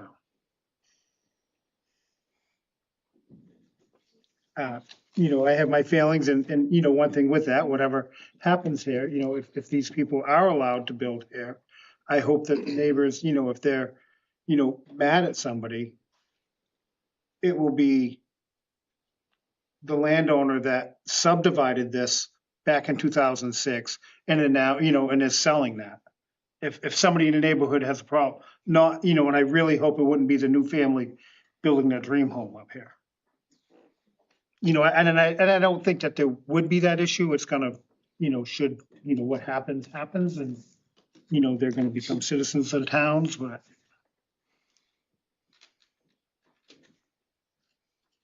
Sandy, what is the major impact this would cause to the wetlands with their 2,700 of impact area? Well, it's also the buffer. I mean, it's really it's the driveway that goes through, you know, most of the length of the driveway is through the buffer. And you have wetlands on both sides, so you're gonna have wildlife moving between those areas. Can I share a comment from Miss Crystal from 2005? Where she said that it is more preferable to chip away at the edge of a wetland than to fragment it. And that was the part of the argument for impacting the buffer in the front as opposed to chopping through the middle of it. So with that comment, though, just to ask you, in a piece that I took out of this, is, when this is up in here and there is, now that we know that, 4 feet down that there's ledge, so whatever has to, ledge that will have to be taken out some. But what's the bigger impact on the wetland of having your septic, your lawn that's gonna probably get fertilizer, whatever, up here? Like basically what he had explained earlier, and the crossings to get out here. I mean, is there? It's real, I think you end up kind of comparing apples to oranges in terms of types of impacts. The thing is up front, I guess the big question would be the septic system. Right. But I think,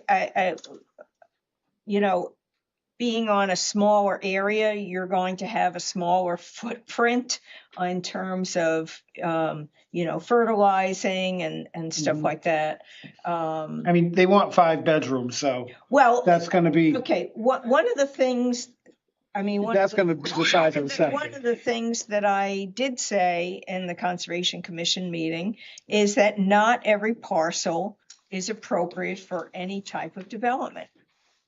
And I wouldn't expect to put a 4 or 5 bedroom or whatever house on the front of this. Yeah, I agree. It wouldn't fit on the front, but not that you can't put a house on the front of this. It just wouldn't be that large a house. I might make a comment if I may. You'd mentioned that there's ledge within 4 feet. There's actually ledge on the surface in a fair part of this. Almost all of the rest of that area has ledge with slightly more over the top of it, within 4 feet of it. And beyond fertilizers, beyond septic effluent, there's automobiles parked there. There's other materials that would be stored in a garage, gas for a lawnmower, whatever else equipment that would be there. In the proximity, in the direct drainage pathway to the most valuable wetland on the site, it's just not suitable in that regard. It's in a path to directly affect the best wetland on the parcel, the one that has the most wildlife habitat value. It's got a mixture of shrubs, open water, marsh habitat. The rest of that forested wetland isn't going to have waterfowl on it. That's going to all be in that little pond, that little both Graylow Farm Pond and the marsh down below it. And that's the whole target, if you will, of putting a house on the little area in the front. And none of those functions and values were likely. I'm speculating, but from the minutes, none of that stuff was discussed at the 2006 meeting before they put the condition on. Yeah. And the buffer impacts are mostly to forested wetlands, lower value wetlands than that marsh habitat. And there's still buffer remaining adjacent to those wetlands between the driveway and the wetlands. It's not as though the driveway is right on top of the wetland boundary. So there is still buffer remaining. There is still protection to the wetland between the driveway and. Conservation? Sorry, I didn't mean to be. No, that's good. I was done and starting to wander, so thank you. Sorry. Did the Conservation Commission meet back in 2006 as well regarding this? So maybe it's in those minutes. I mean, maybe this was all just, maybe that sort of conversation happened during those. I don't know. Yeah.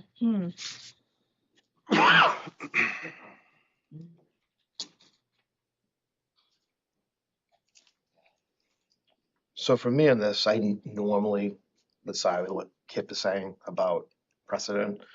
But I think because the setbacks have changed since 2005, that for me is really swaying me the other way, that I don't really view it as a really buildable lot at this point in the front part of the lot. 2,900 square feet now. No. I mean, which insinuates you getting permission to go into that setback, is the easy part. Would, but, with that, you are, I mean, are you in agreement that this front area is part of the most valuable part of the wetland? I mean, I'm just, I'd say that wetland is noted as I mean, I don't really higher value. understand how, way up here over, when it's connected, it seems like it all have the same value. Right. That's identified as a higher value wetland, and actually in the wildlife action plan, it's This area down here. that wetland is noted as highest. Is it different from one side to the other of this, or is it? No, I think it's more just that area that's to the west, on the west corner, the wetland. Okay, down by where they want to build the house. Yeah. Well, the house, if you look at the open What we're calling the area, building it's area. really more toward the other corner. You're not going to build a house. I realize you might be getting close to it, but you're not going to build a house right by the pond. You're going to build it toward that other corner. And that's what this also Well, shows. I mean, it's 2,900 square feet. It's going to cover the whole area. Right, well, but it's going to be it would be more than 2,900 square feet when they mentioned about 10,000 square feet with the buffer. Yeah. So you're not in 2,900 square feet. It's still not, I think we can all agree that even if you get the CUP to expand it out to that, it's still not awesome. The better spot to build a house is out back. I think absent that condition, I think I would be open to talking about it. But without all the information, I don't know how I would feel comfortable removing that condition. I seem to recall that Carrie had mentioned that your directive is basically to act on the information you have. But what's different than 2000? I think the attorney had discussed that. There's ledge. There's Well, that they've done different. test fit. The buffer's different. Size. I mean, and so the area without buffer, if it was only a 50-foot buffer versus the 75-foot buffer, you'd have about a 10,000 square foot area, right? Is that what? I don't think it's quite that large. It wouldn't even be that big. With the whole buffered area, it was 10,000. Maybe. With the intrusion into the buffer, I think what With the buffer. the original layout of that area had shown something like a remaining 20-foot. When you add wetland 25 feet all the way around. But the thing is that this is proposing to add to the buffer. So I get concerned, it's, acting like the buffer is sacrosanct. I'm asking about, what has changed. Right. The increase of the buffer from 50 to 75 feet, that is one of the things that have changed. And I'm curious how much square footage that The difference here. difference is. On this plan that's on the screen right now this is the 25-26 plan, it shows a 75-foot wetland buffer line. Yeah. Yeah. So this is that front area where it proposes the house and the septic. Oh, your cursor, yeah. Go to the same place as the neighbor's house. The dark areas, That's That was a pool. That's the That's a pool. Deck. Yeah, there's a pool and deck, and then this is a house. But they have 75-foot buffer. So they knew that there was a 75-foot buffer then. Go figure. That's Yeah, 06. So that's been. So it didn't change. It didn't change. If you scroll up a little bit, you'll see the note that Pat was referring to. As you scroll down, right, area of impact is the 50-foot wetland buffer setback. They didn't calculate the 9,215. 75-foot setback. I think it had They that made it- poorly drained, very poorly drained. Yeah, they say. It's conflicting information, right? On one side it says 17 buildable acres, but now you only have 3,000 square feet. And then it's 50-foot setback and a 75-foot setback. There's a lot of discrepancies and there are. inconsistencies in that plan. That's not, it. How could that be the 75 foot buffer? Where's the 50 then? But they don't, The 50 looks like it's mismarked at 75. The hatched area looks like it's at a 50-foot offset. Because this is the wetland. Yeah, with the dots and The the solid line. 75-foot line would have always been there for a septic, no matter what the building setback was. Oh, maybe So that maybe they had to show both. I don't know. maybe that's what they were showing, 75 feet for, John. It's crazy. Yeah, that's inconsistent. Yeah, because the septic is right at the edge of the 75. It's right on the edge of bottom the edge. road. So this is. They were trying to balance having a septic and a house on in the same area. Mm-hmm. So that's the 75 line. Yeah. Because the house is up to the 50-foot line. Right. Right on the edge. So it could be that they were showing the 75. The 75 was meant to show the septic setback. That would have been the case no matter what.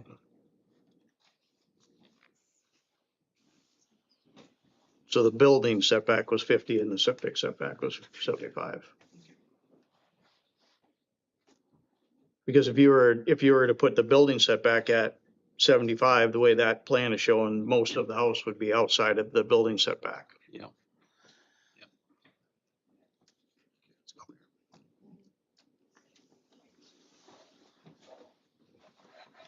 In the minutes, there were a couple comments. One, there was a Mr. Rogers who went on record that he disapproved of the revised plan, which moved it to the front because it places the wetland in more jeopardy in the future, whereas the road crossings is a known controlled impact. Mhm. And then it said, Mrs. Crystal said, it's more preferable to chip away than to fragment it. Mr. Cunningham stated there should be measures put in place to restrict development in the back portion. In the back portion. And then there was a public hearing and no one was there. Yeah, I will say it was Mr. Wetzel, the owner, who presented the plan, the revised plan, showing it in the front. So he very clearly was aware of that Yeah. restriction, and he was the one who presented the plan. And when he's trying to sell it. Forgets that part. Again, he's showing a plan that doesn't work by today's standards anymore. Hey, can I just add one thing? So, Jennifer Dutra, she's our real estate agent. She pulled up the listing for the lot back in 2022 that made no mention of this. I mean, I could read it, but it basically insinuates you can build, access right next to Graylar Farm Pond. Read the first sentence. He's looking for a private executive lot to build your own home. Here's 24.94 acres in Bow, conveniently located off Woodhill Road. There's no mention, and what he knew and didn't know, I don't know, but You should sue him. I don't think anyone needs to get sued at this point because, again, this is we're asking for a If I was- driveway. if it was you, If you get denied, I'd you recoup might my costs. reconsider that. Yeah. Yeah. But, I mean, we have a lot that is, that they did make, that's never gonna get. I'll make a motion, or do you want to keep talking? No, let's hear a motion. Do you want to just, okay? I gotta figure out how to phrase this. I would very much. We do have appreciate it. 7 of us voting, so. Resolve to- We drove 5 hours and we both had to take time off of work for this and. Last month too.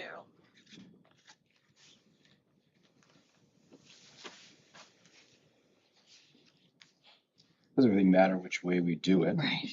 I will make a motion to deny application 503-24.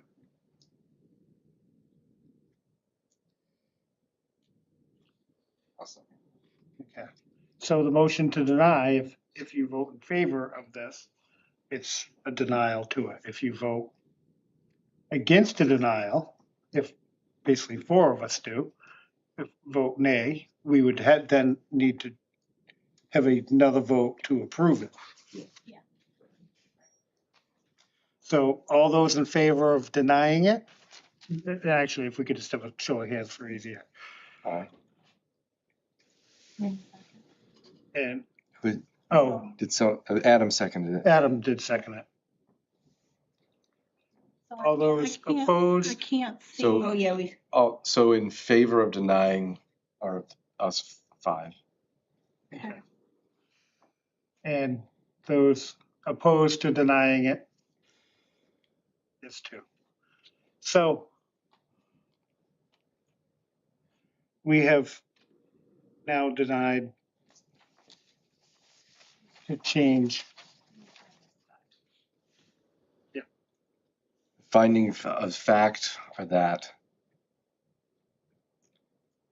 in my opinion, there was not enough evidence of change conditions from 2006 to now to warrant removing the note that the previous planning board placed on the property. That is really the central issue that I have. I'll second that. All right. All those in favor of those findings of fact? Aye. You agree with it? Aye. Opposed?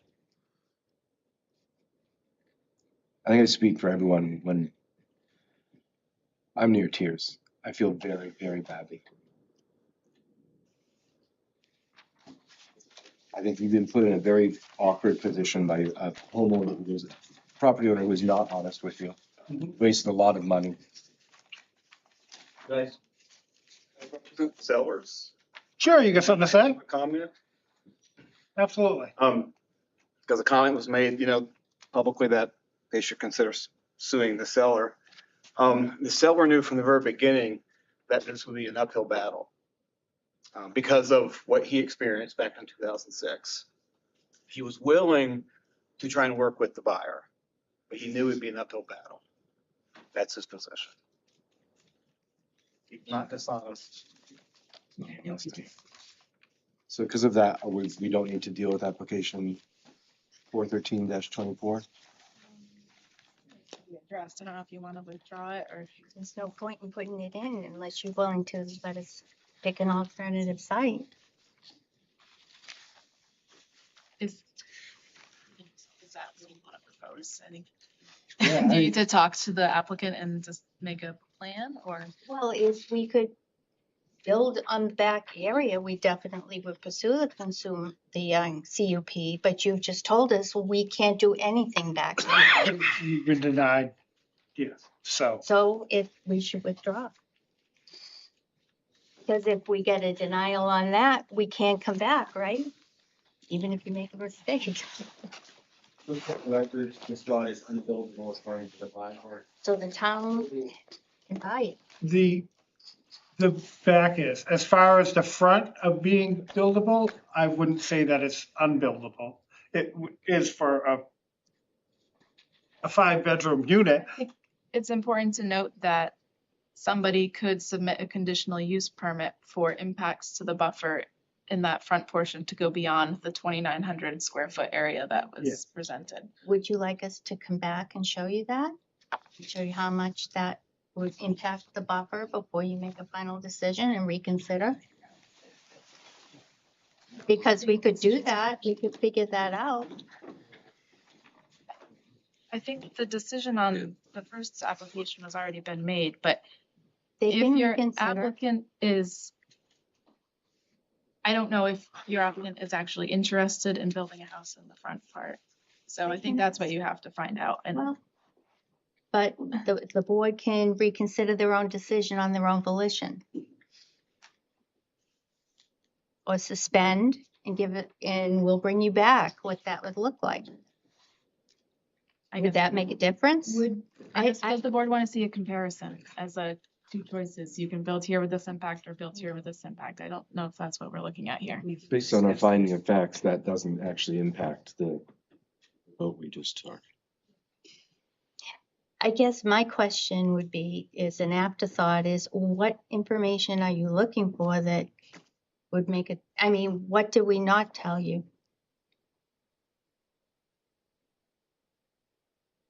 There's, the only thing that seems like it changed was the wetland buffer line moved. And you can get a CUP. And you can get a CUP for those impacts. Not for the building. No. You can't do a CUP for the building to be in the wetland setback. You need a variance.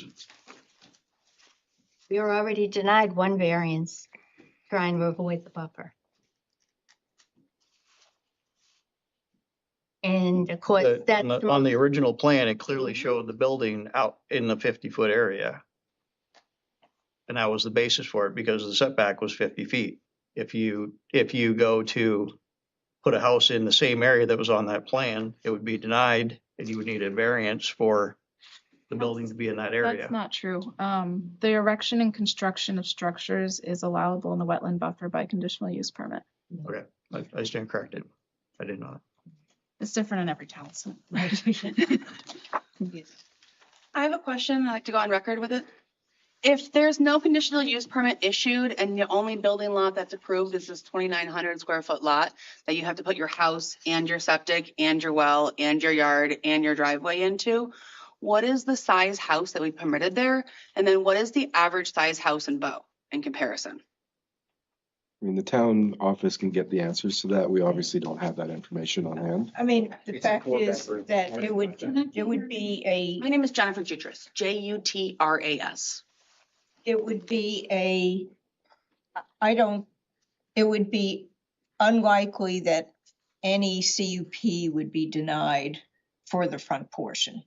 I'm not saying that you could ask for the whole entire buffer, but I think that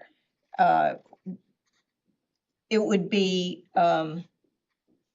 something that I think the board would definitely consider for a lot like that. Given that the parameters. Given the parameters and the conditions, yes. Especially to be very clear.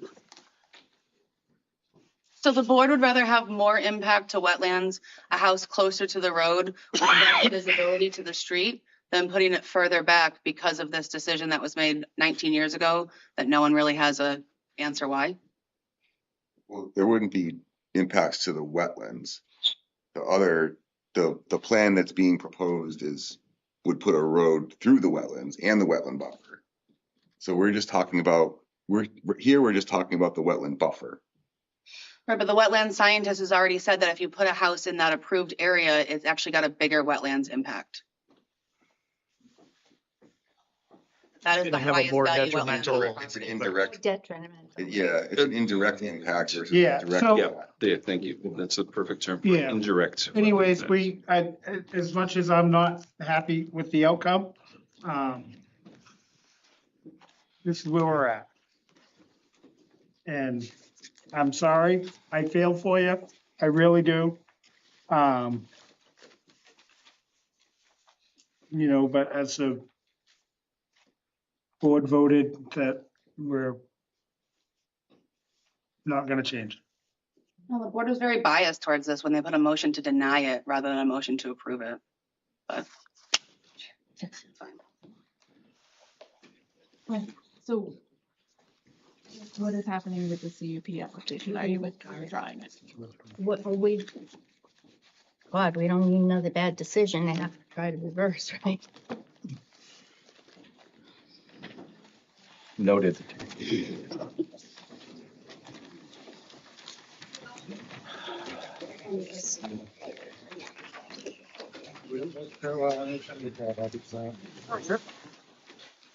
I'm flabbergasted at this and disgusted by this.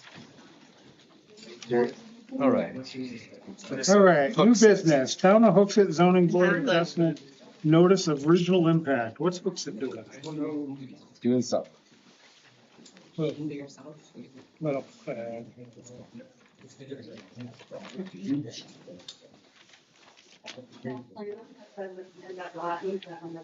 Should have been part of the original. There you go.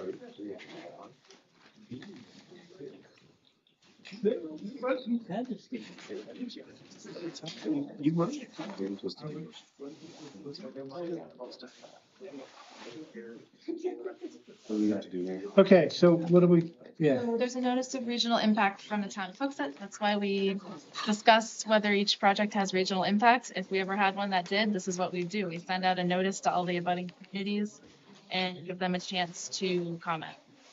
So in Hooksett, there's a proposal in it's the old Cigna campus right across from the library. Would you close that door on your way out? You bet I will. And Close it and Tom, Crosswind, yeah. Tom, Tom. Denise. make sure. So it obviously isn't the impact of the buffer. I just want to make sure there's not like a disturbance happening because they got heated last time after the meeting. Well, we'll hear the fist flying if that's. I was a Um, military There- man. He can take care of himself. That's, Yeah. well, that's why I was trying to get Tom to- So anyways, Cigna campus across from the library in Hooksett, they're proposing a number of apartment buildings. So it'd be a large residential development. They're going to be having a ZBA hearing on March 11th. So we were notified as a budding community. Kind of interesting to see what actually happens when you have regional impact, right? Sounds Good to like see- not a it's lot. good to see the other side of it. Got a letter. Hope they get as excited as we did. Do they have to vote or anything? Nope. No. Where is this now? So, Is it the old Cigna building? Yeah. Yeah, right across from the library. oh, okay. That big building. Been vacant for like 2-3 years now, so it's good. Yeah. They're gonna put apartments in that building? All around it. Okay. Well, but I think the main building becomes, all these are around it. They got a new gas station to go with it too, so. Yeah, so 80 units in the main building and then 80 townhouse units. Is it Brady Sullivan doing it? Okay, minutes. Sandy. It was- Go, Sandy. These minutes are long. It was a long meeting. I wasn't here. So they're long.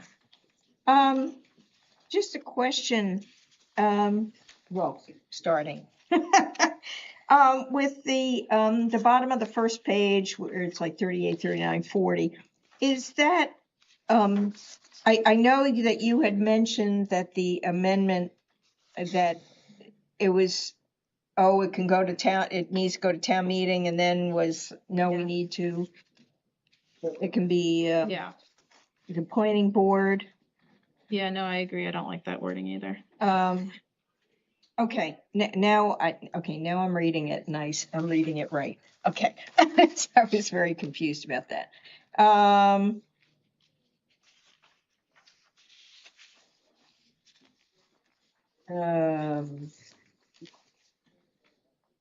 Okay, let's see here. Oh, that's right. This is the page that goes the other direction.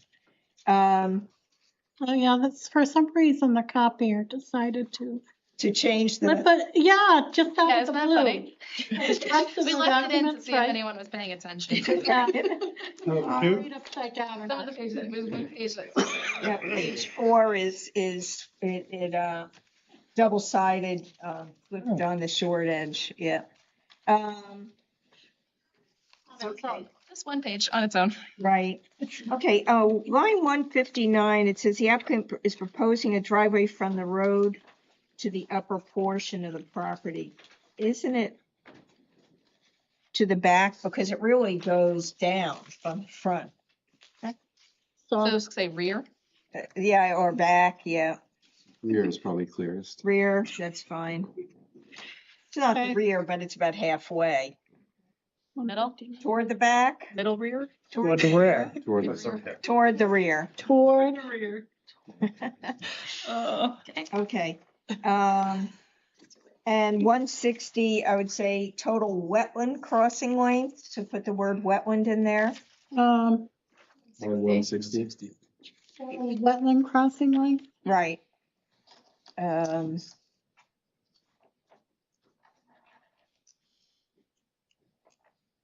then line 163, Mr. Wexler requests an extension from NHDES to allow the conservation additional time for the site walk and to review the application. We'd had the application the whole time, but it was doing the site walk. All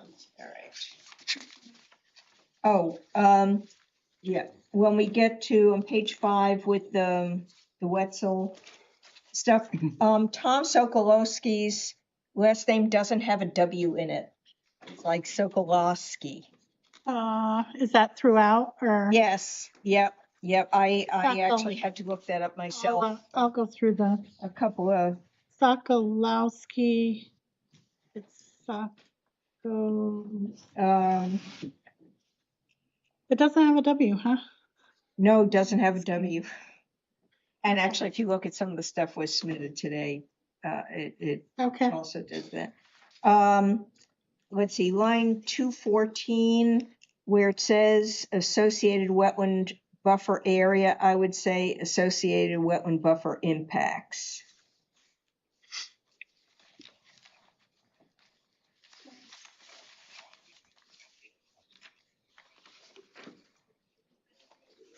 And then I guess, and I think I'm asking a question that I probably know the answer to.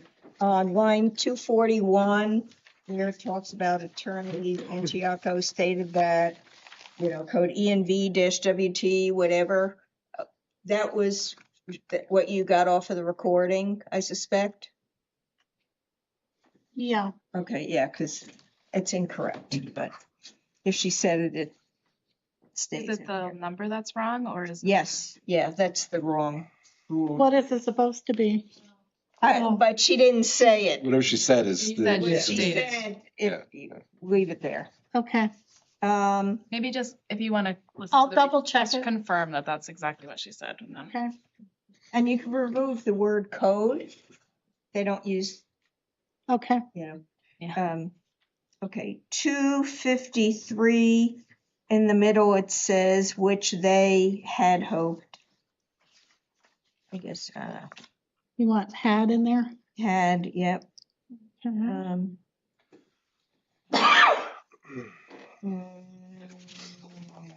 The others for the W's.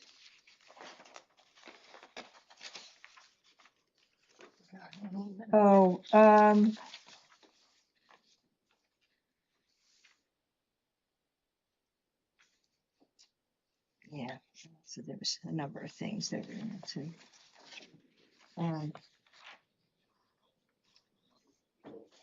Line 418.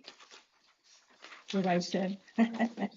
Ms. Crystal said, the plan with the wetland buffer shown doesn't show the impact area.